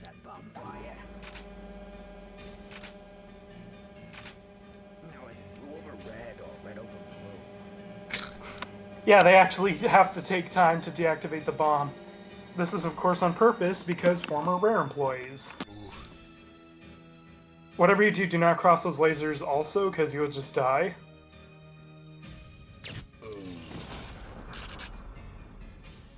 I like that this player found time to stealth. I wish I could find time to stealth when I play this on hard. Bomb detonation in T-3 minutes. This player's maximum confidence. That lady must be really confused, like, it's 3 minutes again, 3 minutes again. Wait, what the hell's happening? The most busy scorekeeper of all time. I'll take care of that bomb fire. Now is it blue or red or I like how he's like halfway between sounding like that scientist is halfway between sounding like a normal person and the other halfway of sounding like an animal character from a Rare game.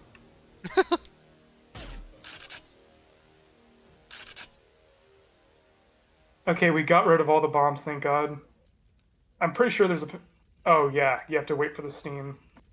Thought there was a panel you can deactivate.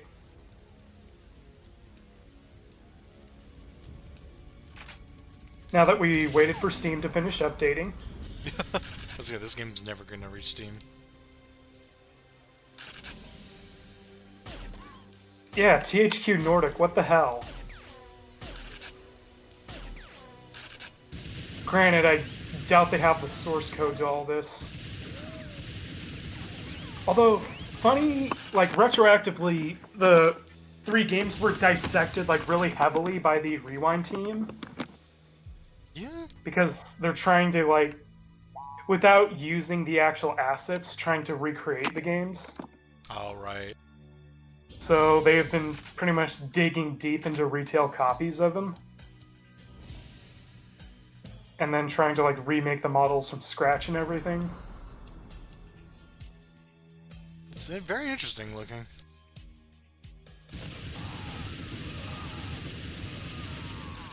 So, when I'm playing, what I do is set a bunch of remotes exactly where Kalos is going to be, and then just detonate them as soon as he steps foot upon them. Because fighting this guy with a assault rifle grenade launcher with splitters is not exactly easy, especially since going through this on hard, I'm going to be bleeding through every pore on my body. Yeesh. Also, player 2 is Kitten Celeste, who just becomes a damsel in distress in the next game. Yeah.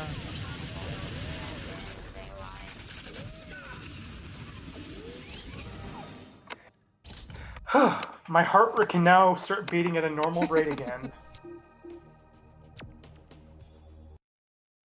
It can't hurt you anymore. Atom Smasher's not real. It can't hurt you. Atom Smasher on hard. And now here's a breather level.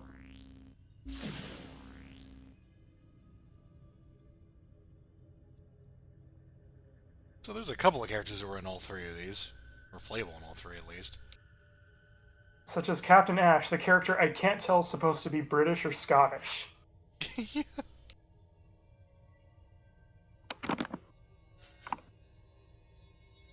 He's an Uncle Scrooge, but human, that's what he is.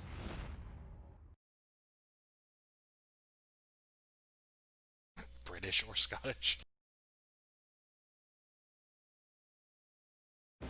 Because, like, in the next game, like, there's, like, a bunch of stuff that implies that he's Scottish, but here, like, he's as stereotyped British as possible.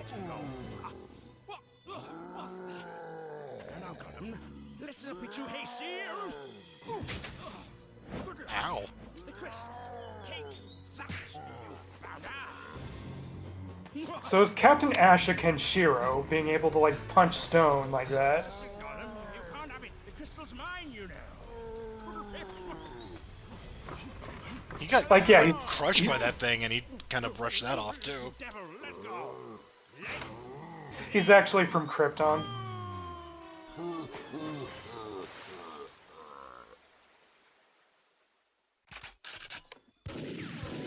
Bye, monkey. I wonder if Captain Ash is like a avatar of one of the staff members, because I know Badass Cyborg is basically Cyber Grim Norgate. Oh, is it? Yeah, Badass Cyborg's like voice is actually Graham Norgate, voice distorted. Huh. And he even sort of vaguely looks like Graham Norgate. Wild. Which is probably why he's in all three games. Yeah, that explains that. So, yeah, here's Captain Ash slaughtering indigenous people. Yeah. He lit the end of that crossbow on fire and shot a flaming bolt. That was interesting. Yeah, the crossbow in this game, it's a bad weapon, but if there's like a fire source, you can light the crossbow on fire and then just basically light people on fire. That's pretty rad. Against the AI, they can't do anything while human players can still like fight back, but the AI will just run around flailing, so in single player deathmatches, the crossbow with a fire source is really good.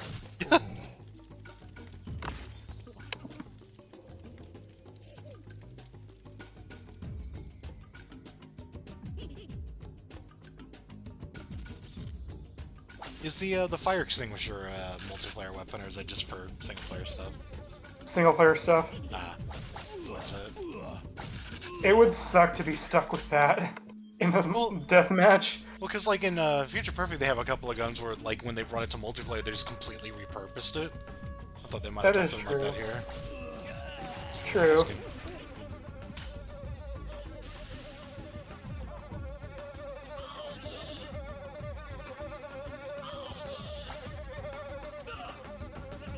I didn't think this game would remind me of Deep Rock Galactic, but here we are.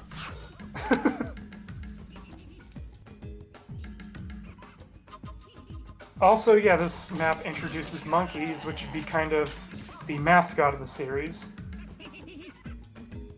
Kind of weird mascot, really. Like, in the first game, the mascot was Fishbowl, and then it became monkeys. Yeah, because like one of the promotional materials they had was like for TimeSplitters 4. It was just like, I think it was just like a Gears of War character, but they like panned up and it's like, oh, it's actually just a monkey in like battle armor. It's like, alright. Also, yeah, these monkeys are all just odd jobs of different colors. Like, Future Perfect had like 3 monkey characters, if I recall. I don't say it had more than that. 4. It had Vanilla Monkey, Robocop Monkey, Ninja Monkey, Zombie Monkey. Yeah, that's right. And here, the other monkey variant is the final boss of the next level. What?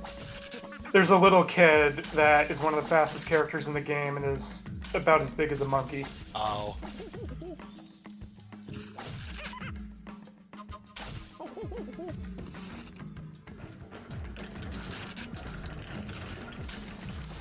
They're throwing grenades? They're throwing explosive watermelons. Okay. That raises even more questions. There's a lot of weird things going on compared to everything else being a little more grounded, save the zombie level. Like, golems. Okay, I guess that was a thing in our history.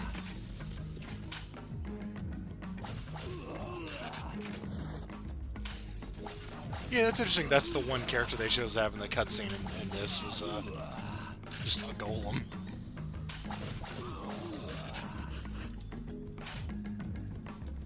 I'm just glad these people are not like smart enough to light the crossbows on fire. Oh god. I think even rare would not sink that low. Free radical. I keep calling him rare just because there's rare conventions in this game's difficulty. Yeah. You did not have to kill those monkeys. That said, you can just pick up crossbow ammo anyway. Like, it is the one weapon you could retrieve your ammo in until the harpoon gun in Future Perfect. Oh, yeah, yeah.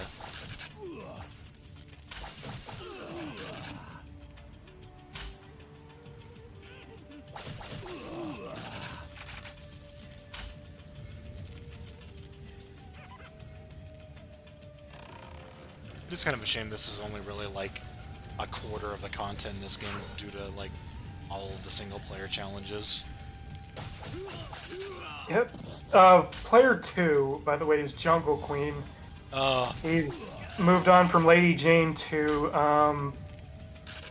horny Amazonian lady. I just think of her as like female Tarzan, but like super hot. So female Tarzan. Yeah, come to think of it, Tarzan is kind of a example of male fan service. Yeah, a little bit. Especially the Disney one, where they just basically make him a Bishonen. Western animated Bishonen.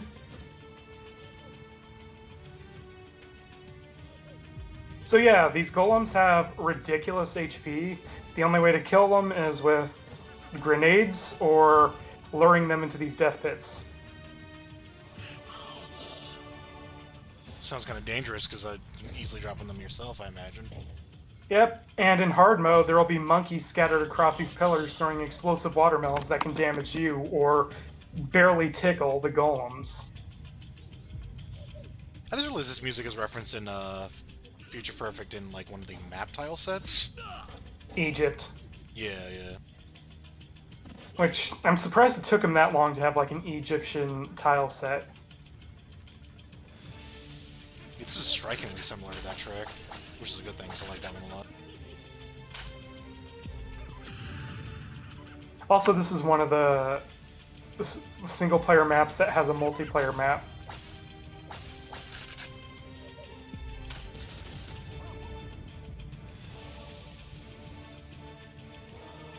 Also, I noticed these golems have like a satchel on their side.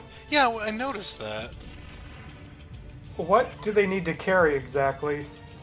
If I remember correctly, the bio in 3 actually references that. And knowing 3, they're probably it's probably going to be something very suggestive. Yeah, I think it was like a joke about like nuts or stones or something. Future Perfect.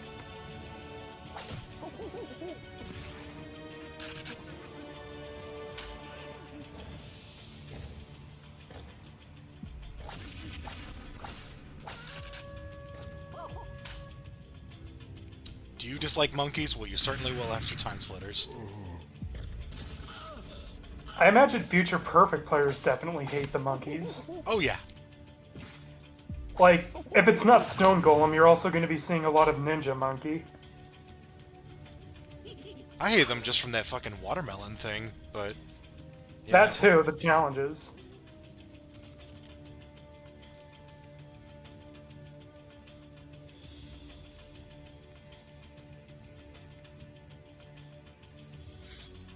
Hi. You'll make a great addition to a Mortal Kombat presentation.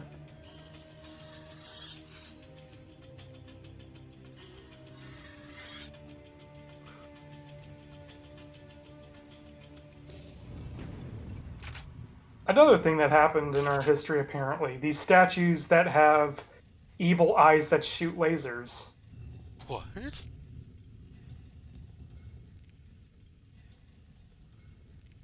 So what you have to do here is wait for one of them to change its face into the skull and shoot it before it shoots at you. Oh.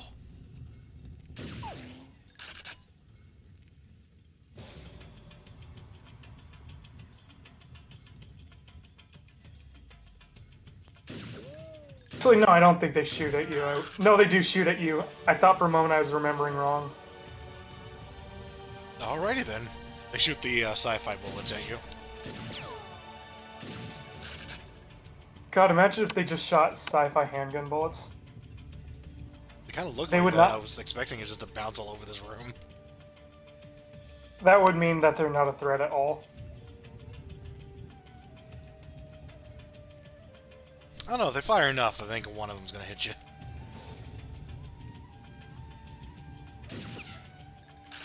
I know that, like, especially in the next level, sci-fi bullets have a tendency to ricochet to your head. I feel like they gravitate towards your head. Oof. Regardless of physics.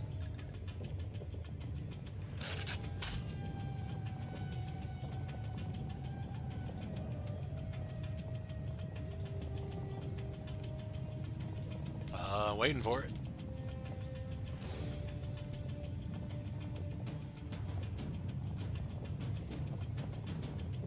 Special features of this level, you get a nice lengthy breathing break to cap off this otherwise kind of a breather level. And this guy's an unlockable skin in Future Perfect as well, and I remember his intro just being him throwing a cardboard stand-in of Cortez away. Yeah, it's and being somebody like, else's intro, but with, like, English. Yeah, and he's like, now I'm the main character or whatever. Yeah, it's like another character. I don't even recognize what he's from. Like, the original one is, like, a guy jumps in and, like, picks up the cardboard cutout, and he's like, you got the real deal right here, baby. And then that guy is the same animation, but it's like, you got real deal right here. Yeah. Baby boy.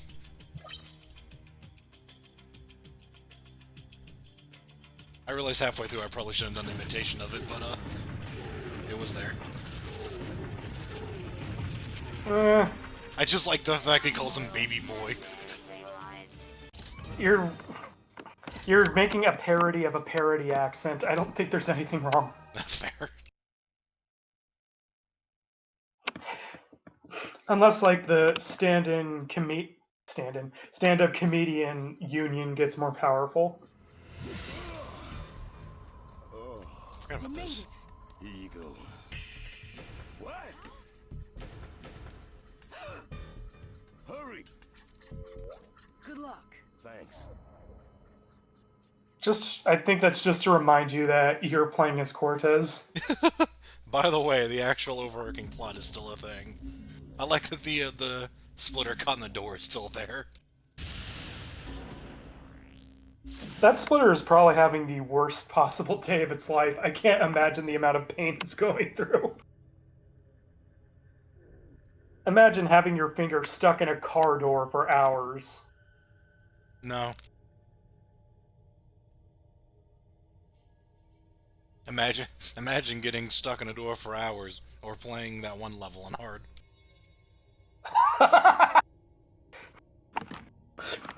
You want to play a game? Your ankle is caught in this elevator door, and the only way to free yourself is to beat Atom Smasher on hard. Can you do it before it cuts off the circulation of your blood?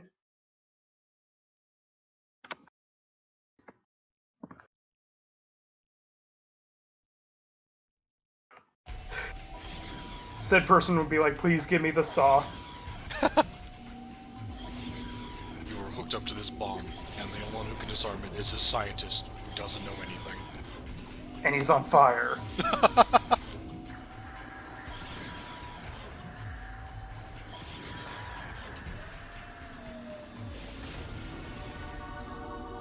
Oh, yeah. Yeah, this is our other monkey, size-wise. And then there's the snowman, but that's not a very good monkey. They like float. Yeah, they're not fast.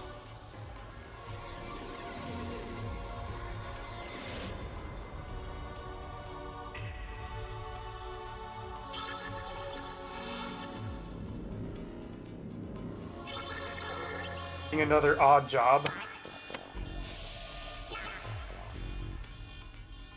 I like how animated he was, though. Okay, this Gretel design. That's pretty damn good. I love this look. One of my favorite designs for any robot character ever. So yeah, this is another really hard level, and to top it off, you start out with this piece of shit. That just hurt you in the head. Great weapon on this horrible marathon of a level full of really tough enemies.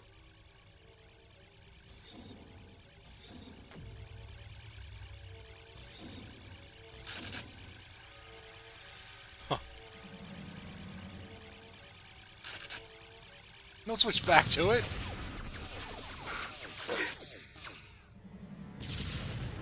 There's probably somebody in the TimeSplitters fan base that is like, my main weapon's a Sci-Fi Handgun. It is my old reliable. Although it's funny I say that because, from my experience, the TimeSplitters fans are, for a fan base, relatively chill. Yeah.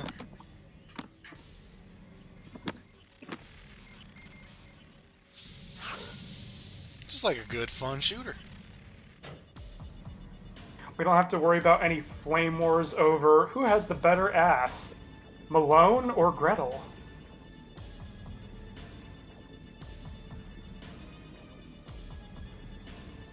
I'm sure that exists out there, though. I prefer to just make that thing crash right through the gate.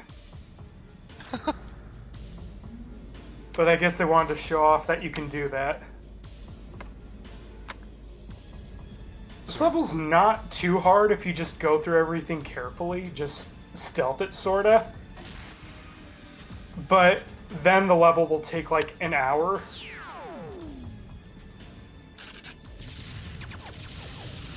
Remember the partner characters, E109, who, which is the series of robots, and I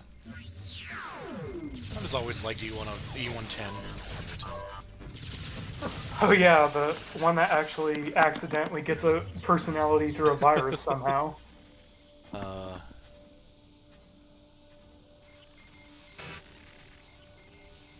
keep bringing up the third game because I just love the shit out of it.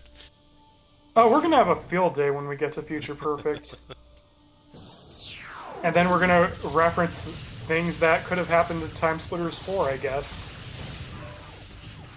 Yeah. You lost almost all your armor because the Sci-Fi Handgun is such a piece of shit.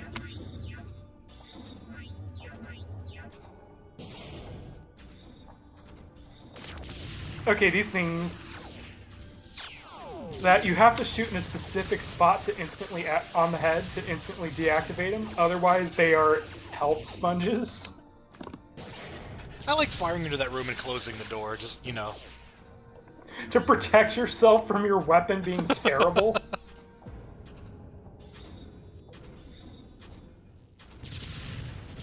I wish I was still in contact with my TimeSplitters buddies. I'd like to show them this video. That person would immediately go into cardiac arrest the moment they switched away from the Sci-Fi auto rifle to this.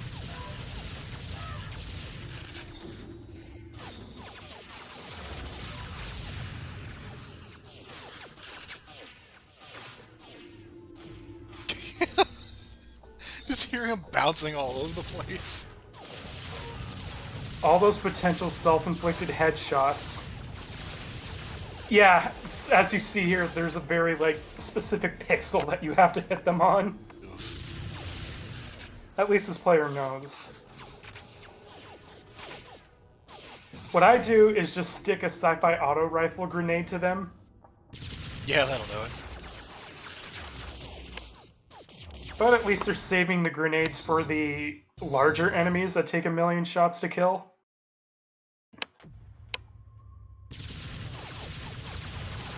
Especially if you're using this. We're pretty close to done here, aren't we? This is the penultimate level.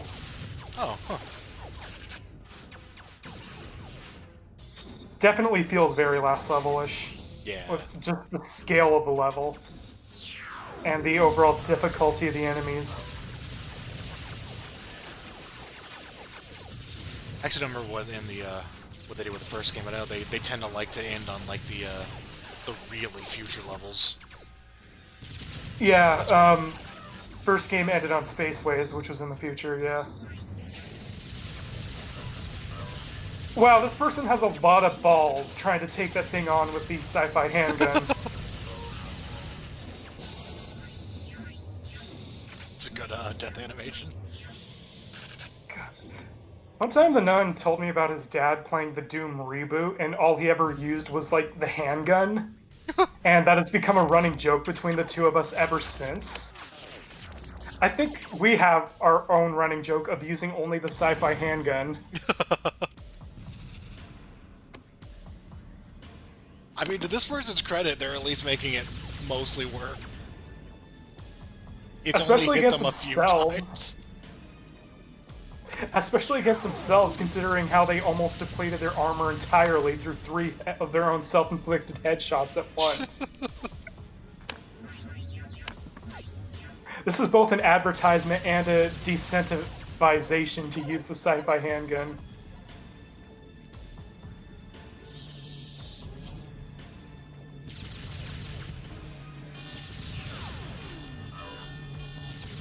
Lots some interesting enemy types in this level. They really went all in with this level.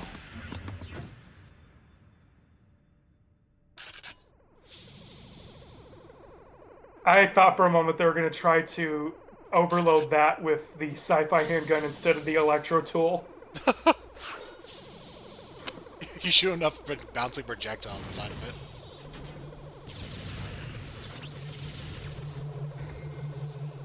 It's not even that, like, it bounces off the walls, it's just that it does it so much. Like, every shot bounces, like, 10 times. Yeah. And they're weak against enemies, too, but apparently can just shred through your armor.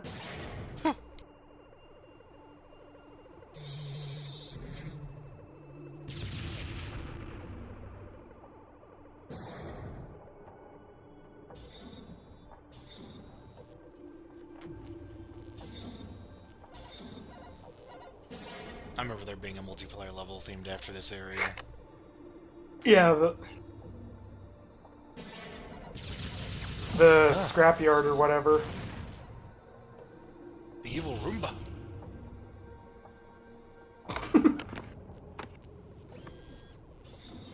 This isn't even a factory at all. This is just like the home of your average Target shopper.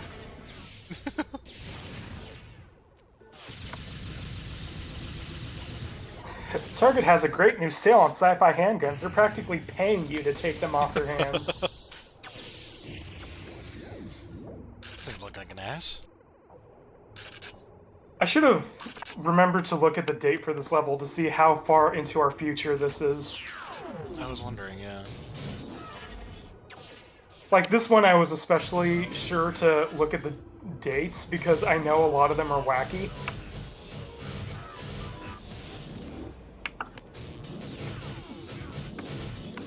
Like the Confederate before the Confederacy. It's 2315. This is well into our future. Yeah. Unlike Cyberdun, which apparently happened in 2005.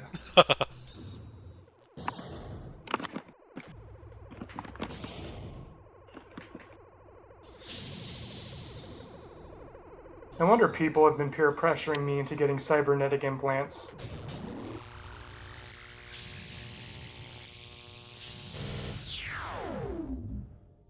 Electrotool's a weird weapon.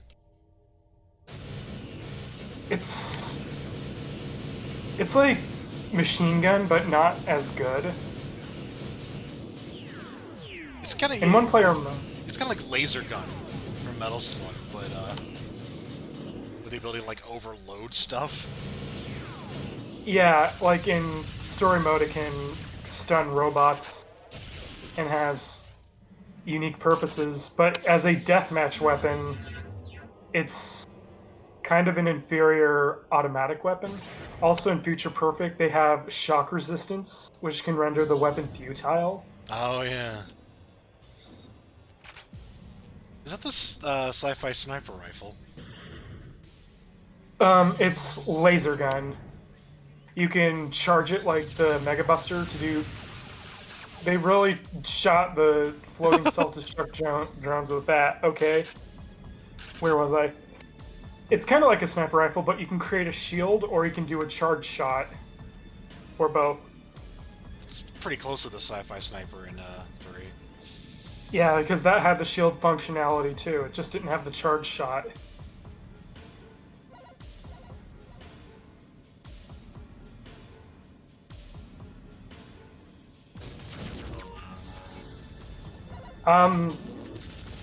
That's half your armor from one turret, this level. Yikes, yeah. I like to leave those alive just so that I can, like, pilot them. Oh. Because later on you do get to do that.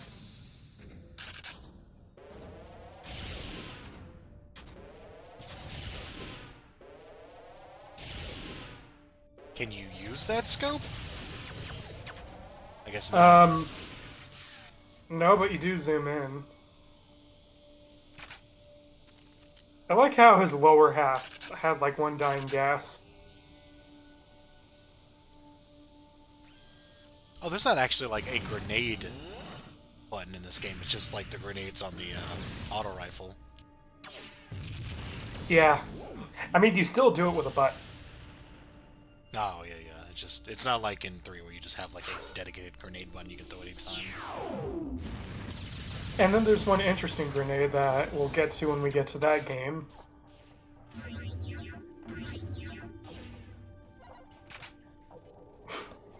I like the holy pedestal that the Electro tool is on.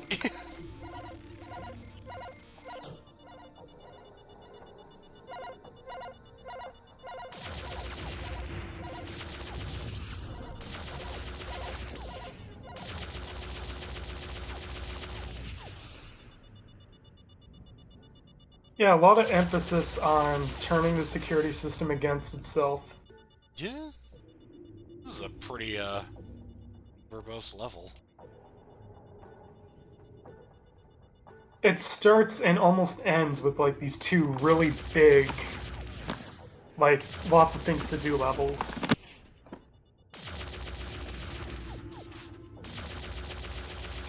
Apparently these turrets double as electro tools somehow. Yeah, sure.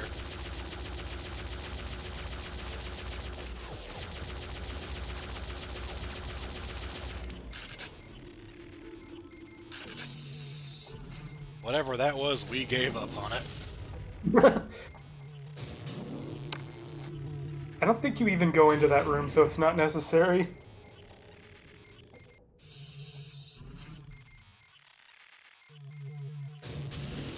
Those are interesting.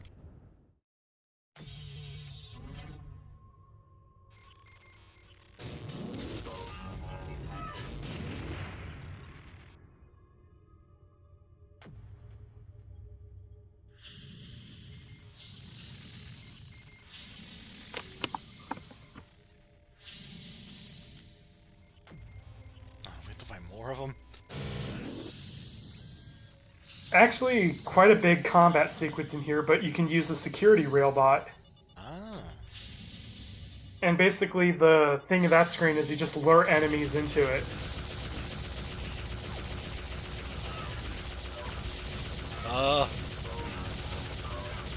Are we gonna get a death here?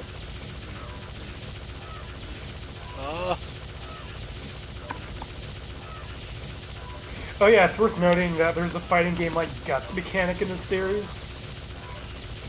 Like, the lower your health is, you take less damage. Okay then. Well, at least we got to experience the strangely unnerving game over theme. If you, like, leave this for long enough, you start hearing, like, weird noises too. I wonder if that's what the player's doing. Or no. They're trying to figure out how they do that, I guess. They accidentally switch controllers with the other player.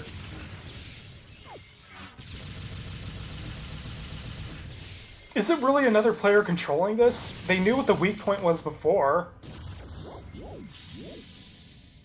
Weird.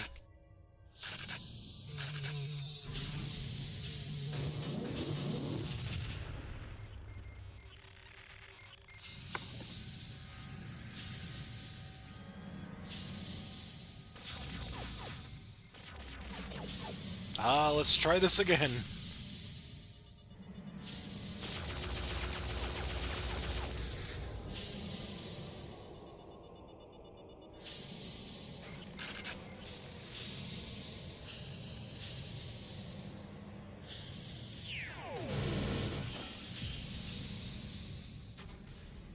This is kind of silly.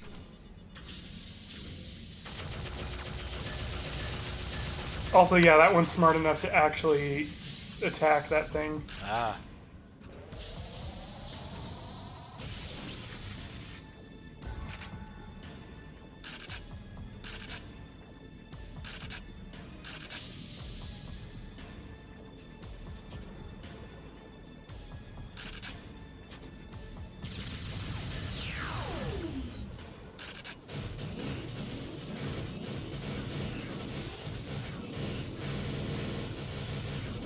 Make some dance.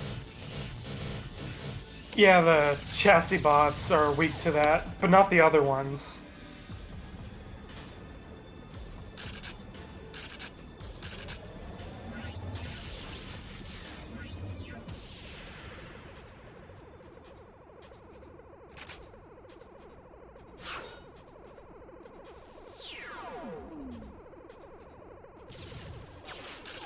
Multiplayer stats are kind of weird. Like, they don't sound like they're balanced at all, they're just kind of just thrown in. I mean, they kind of have, like, a weird sort of min-max sort of scheming. Like, there's always the fast characters that are really fragile, or the slower characters that are accurate. Oh. And then we have like a few mixes, like the Colonel, if I recall, is both fast and accurate, but is also really fragile. And then we have Stone Golem, who's an accurate tank. And then in Future Perfect, he's also fireproof and shockproof, and that's why everyone picks it. It's like the fire and shockproof thing is just really weird.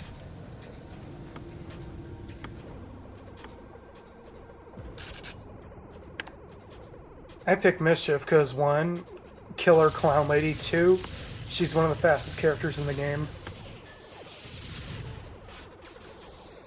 Also, I think the stats lie for some characters. Like, both Reaper Splitter and Scourge Splitter are among the fastest characters in the game, but the stat screen doesn't say that. Weird. It just gives them slightly above average speed.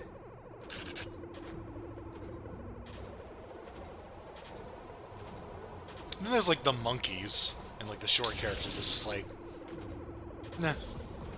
They're all fragile speedsters. But they're also just really hard to hit because they're small. Yeah, they're all odd jobs. Many different flavors of odd job.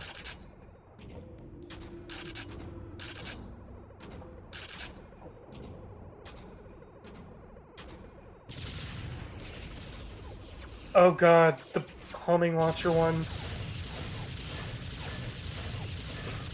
That sounds like a nightmare. Speaking of nightmare, imagine getting killed with a sci-fi handgun.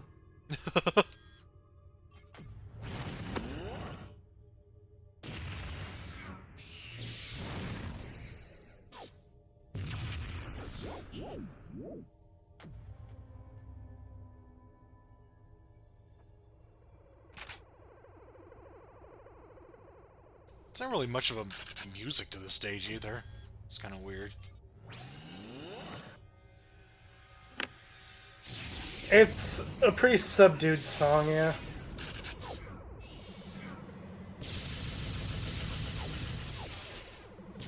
Which is why the multiplayer version has different music. Yeah. Actually, I think the multiplayer versions of each stage all have, like, their own music. I know the nightclub theme's definitely different. Yeah, I remember that one.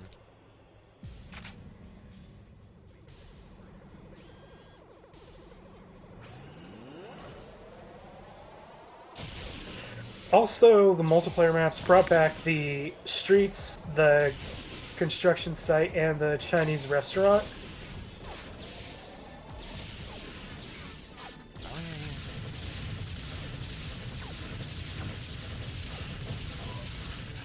Sadly, they didn't bring back my favorite level from the original TimeSplitters, and that would be the graveyard. Oh. I think the Chinese level's like the only one that's in all three. Yep.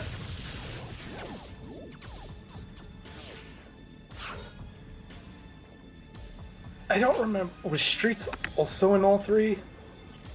I don't think so.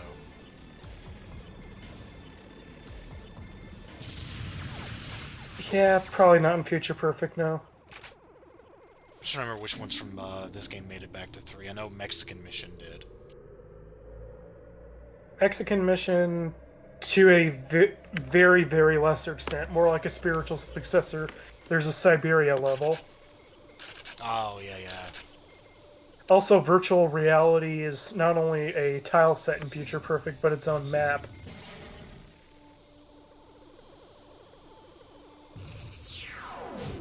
Yeah, that's another thing about, like, the map maker for this game. Even, like, the virtual reality tile set is kind of ugly looking.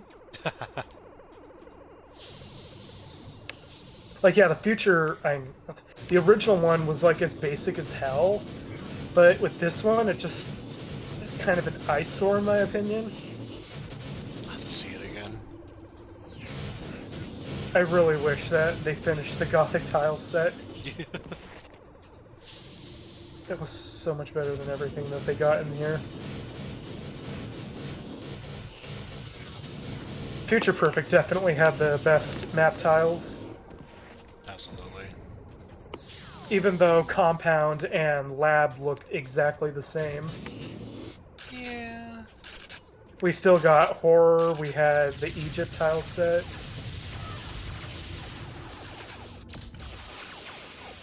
The Horror one was too good. Indeed.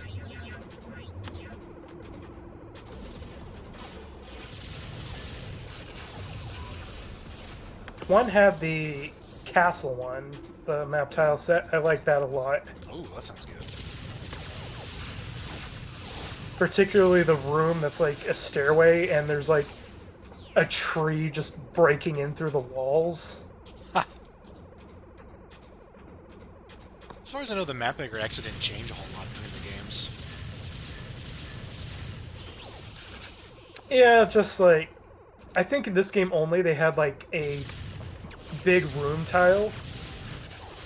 Oh, yeah, just like a really huge one. Yeah.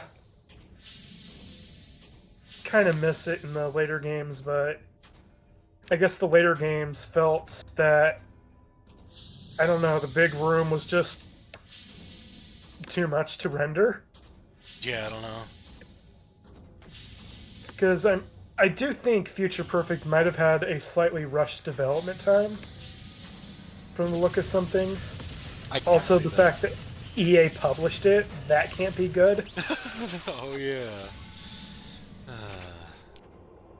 Like, this was back when IDOS was still a thing, so they published the first two.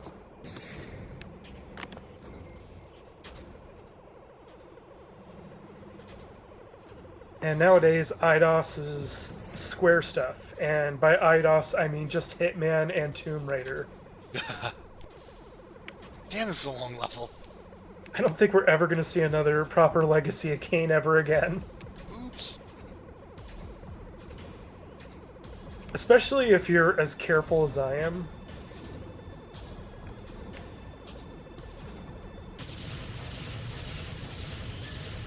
This person is like the Sci-Fi Handgun master.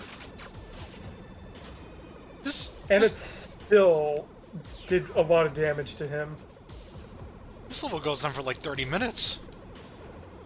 Nearly. It's at least 25. This is the Metal Slug 3 final mission of the game. Yeah, right? I can't wait until we have to fight Root Mars with 2 attacks, but 2 million HP. And iframes to abuse.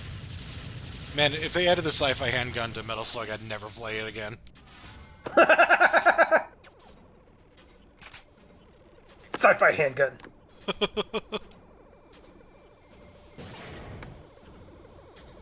The game would be a nightmare because you only have 1 HP. Yeah. It would just rebound and then kill you unless you're Ralph.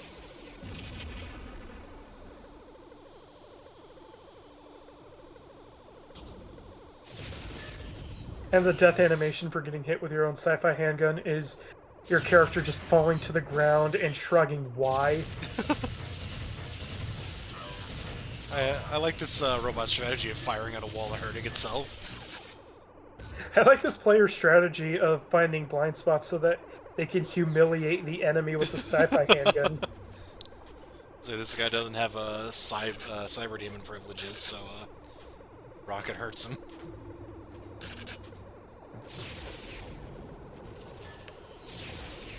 To defeat the cyber demon, don't use the sci-fi handgun.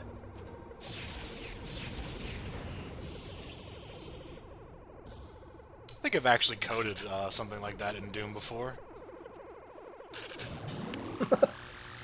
TimeSplitters Doom. Man, I would have done it back in the day if I had sprites of these guns. Because I did that shit a lot.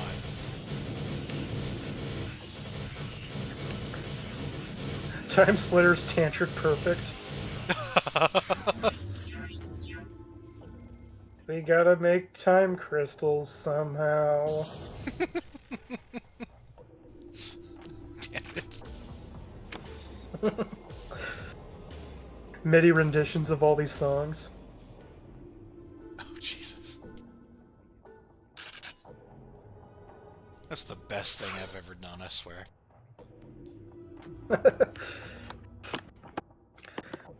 Certainly a better gore mod than Brutal Doom. Oh yeah, I did just use like the blood, and for some reason it was just oddly satisfying to see all that gore flying everywhere. And without JPEGs of actual dissections. Yeah. So, this is the guy we saw in the opening cutscene, or at least what he's piloting right now. There's a blind spot to this that you can exploit, although you will have to move occasionally.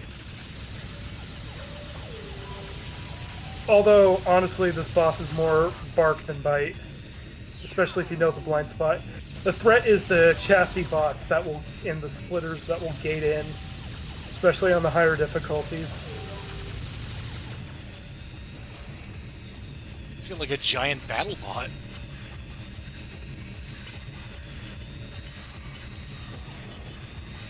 Man, imagine if you can control that thing in multiplayer.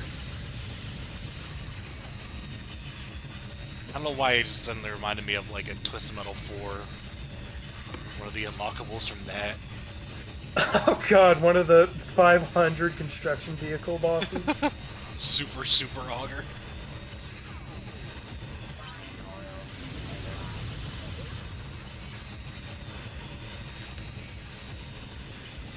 Like, by this point, you're probably going to be bleeding out of every pore, so this appearance of the splitters is probably, like, the most nerve-wracking thing. Yeah. They don't put that portal far away, though, to their benefit. Yeah, they never do. Except for the western level, where you actually do have to find it.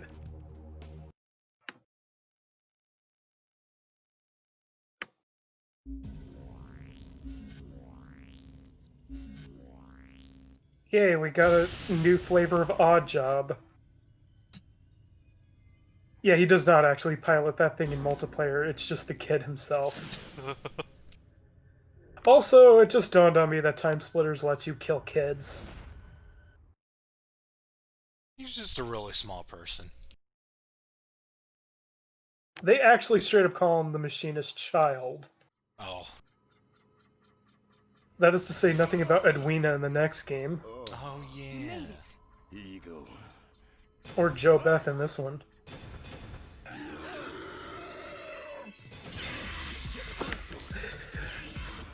I'm just imagining that one TimeSplitter is like leaving the scene to get aspirin for his hands.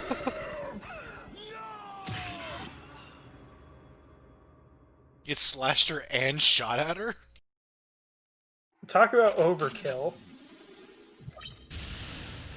So, by the way, player 2 would be Corporal Hart. I thought I was gonna ask, because I remember that being the case, and it's like, so she died, but she didn't. Like, you would think, with multiplayer being, like, a thing, that maybe they kill her off as she's escaping, instead of right now? Yeah. A little weird. Phase 3 confirmed. Again, I feel like co-op was like an afterthought, like, oh, we do have time to make co-op a thing. Nah. The devs in general are just weird about Corporal Heart, because in Future Perfect, they're like, oh, but the TimeSplitters never happened, so that's why she's playable. And in a parallel timeline, she's the hero instead of Cortez, so that's why there's this challenge.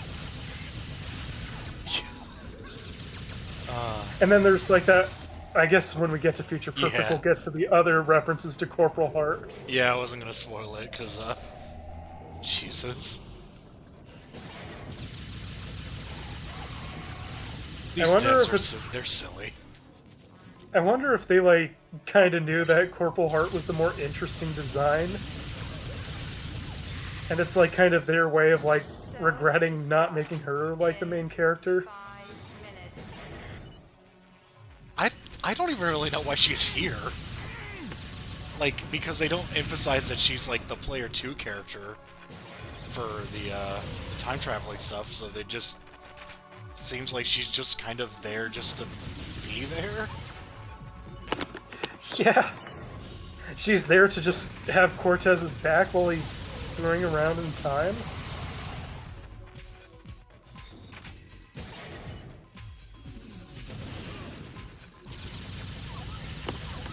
This is a tough level, but it's still nowhere near as tough as the one before it. It's like relatively short, isn't it? Yeah. And here's this segment that just exists to waste your self-destruct time. I guess they took notes from Kenji Ino's D1 design. Destruct in 4 minutes.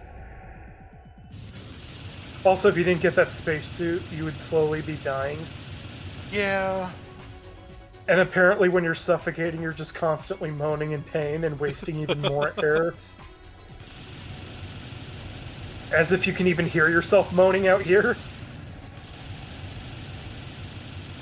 Let alone these laser fires. It's sci-fi. I do right, like the vacuum of space does not exist. I do like it how it's like, oh, it's, you know, it's a futuristic pistol, so it's a sci-fi gun. They should take out the C and they should take out the C and put in an SH. And then after the I, add a T. Yes.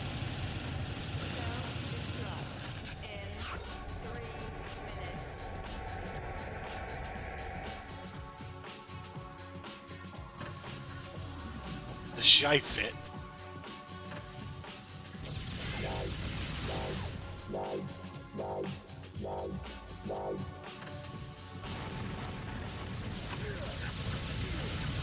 Sci-Fi Handgun. Shit fit handgun.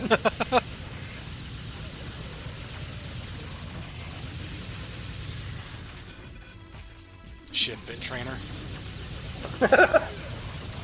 Sci-Fi Handgun, the new weapon in Smash. That sounds pretty appropriate for that game, actually. You fire it and just bullets go everywhere. Yeah.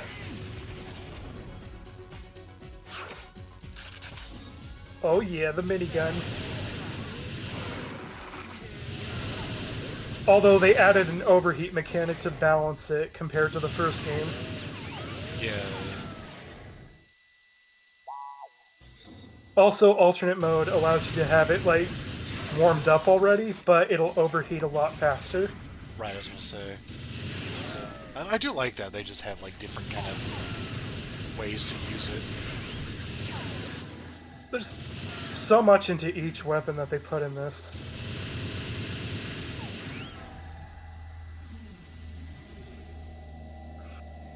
And then Future Perfect has the hidden, recolored, unlockable weapon that's just God in a gun.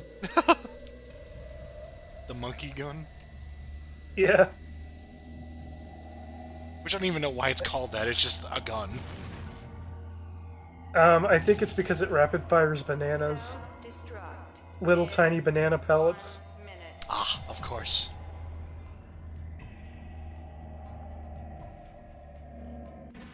And there are those time splitters to greet you on the way out. Bye! Don't forget to come back now.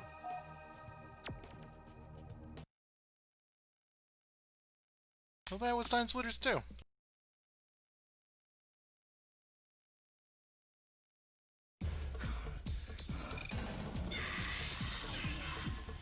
Yeah, I think a better cutscene director would have, like, I don't know, Corporal Hart, like, sacrifice herself to give Cortez the time he needs to escape.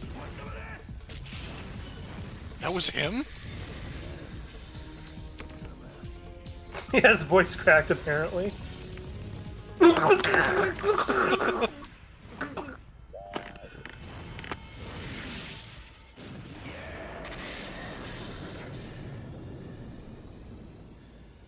to get out of here.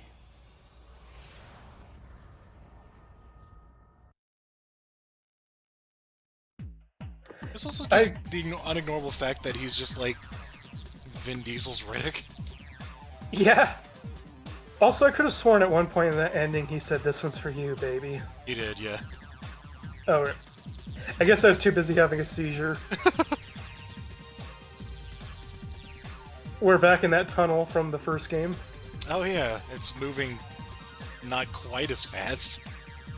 Hello again, Graham Norgate. Music and sound.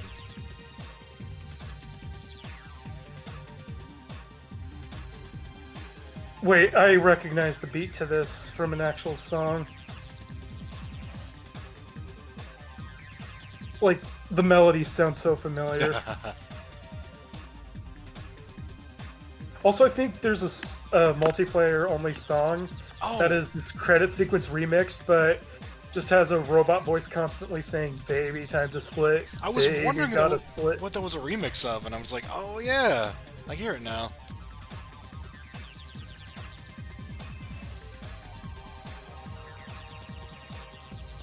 A lot of animators. No wonder the animation's good. Yeah. God, like, there's this campy, like, 80s or 90s song I forgot that just has a similar melody to this. I can't remember it right now. Oh, I think I can hear it, yeah.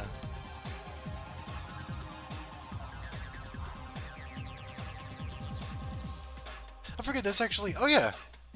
Credit tune remixed by Goteki, I forgot, yeah. That dude also made a couple of tracks in Future Perfect. But just, like, a small handful for, like, multiplayer. I'm just seeing, like, a lot of English names and remembering how many accents were tried in this game. The Western level was just the most amusing example of that, because it's just the reverse of Western actors being the voice roles in that Disney Robin Hood.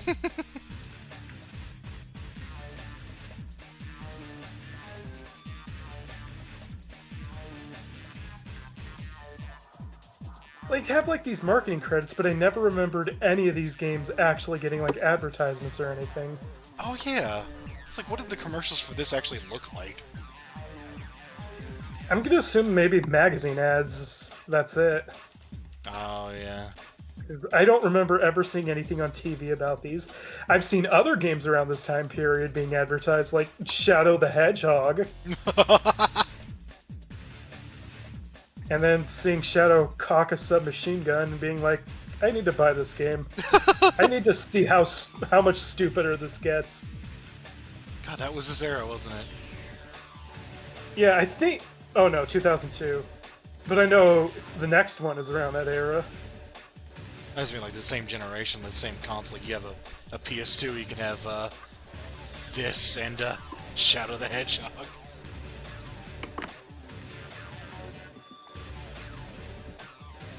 TimeSplitters shall return, and so we will. We're gonna do that too.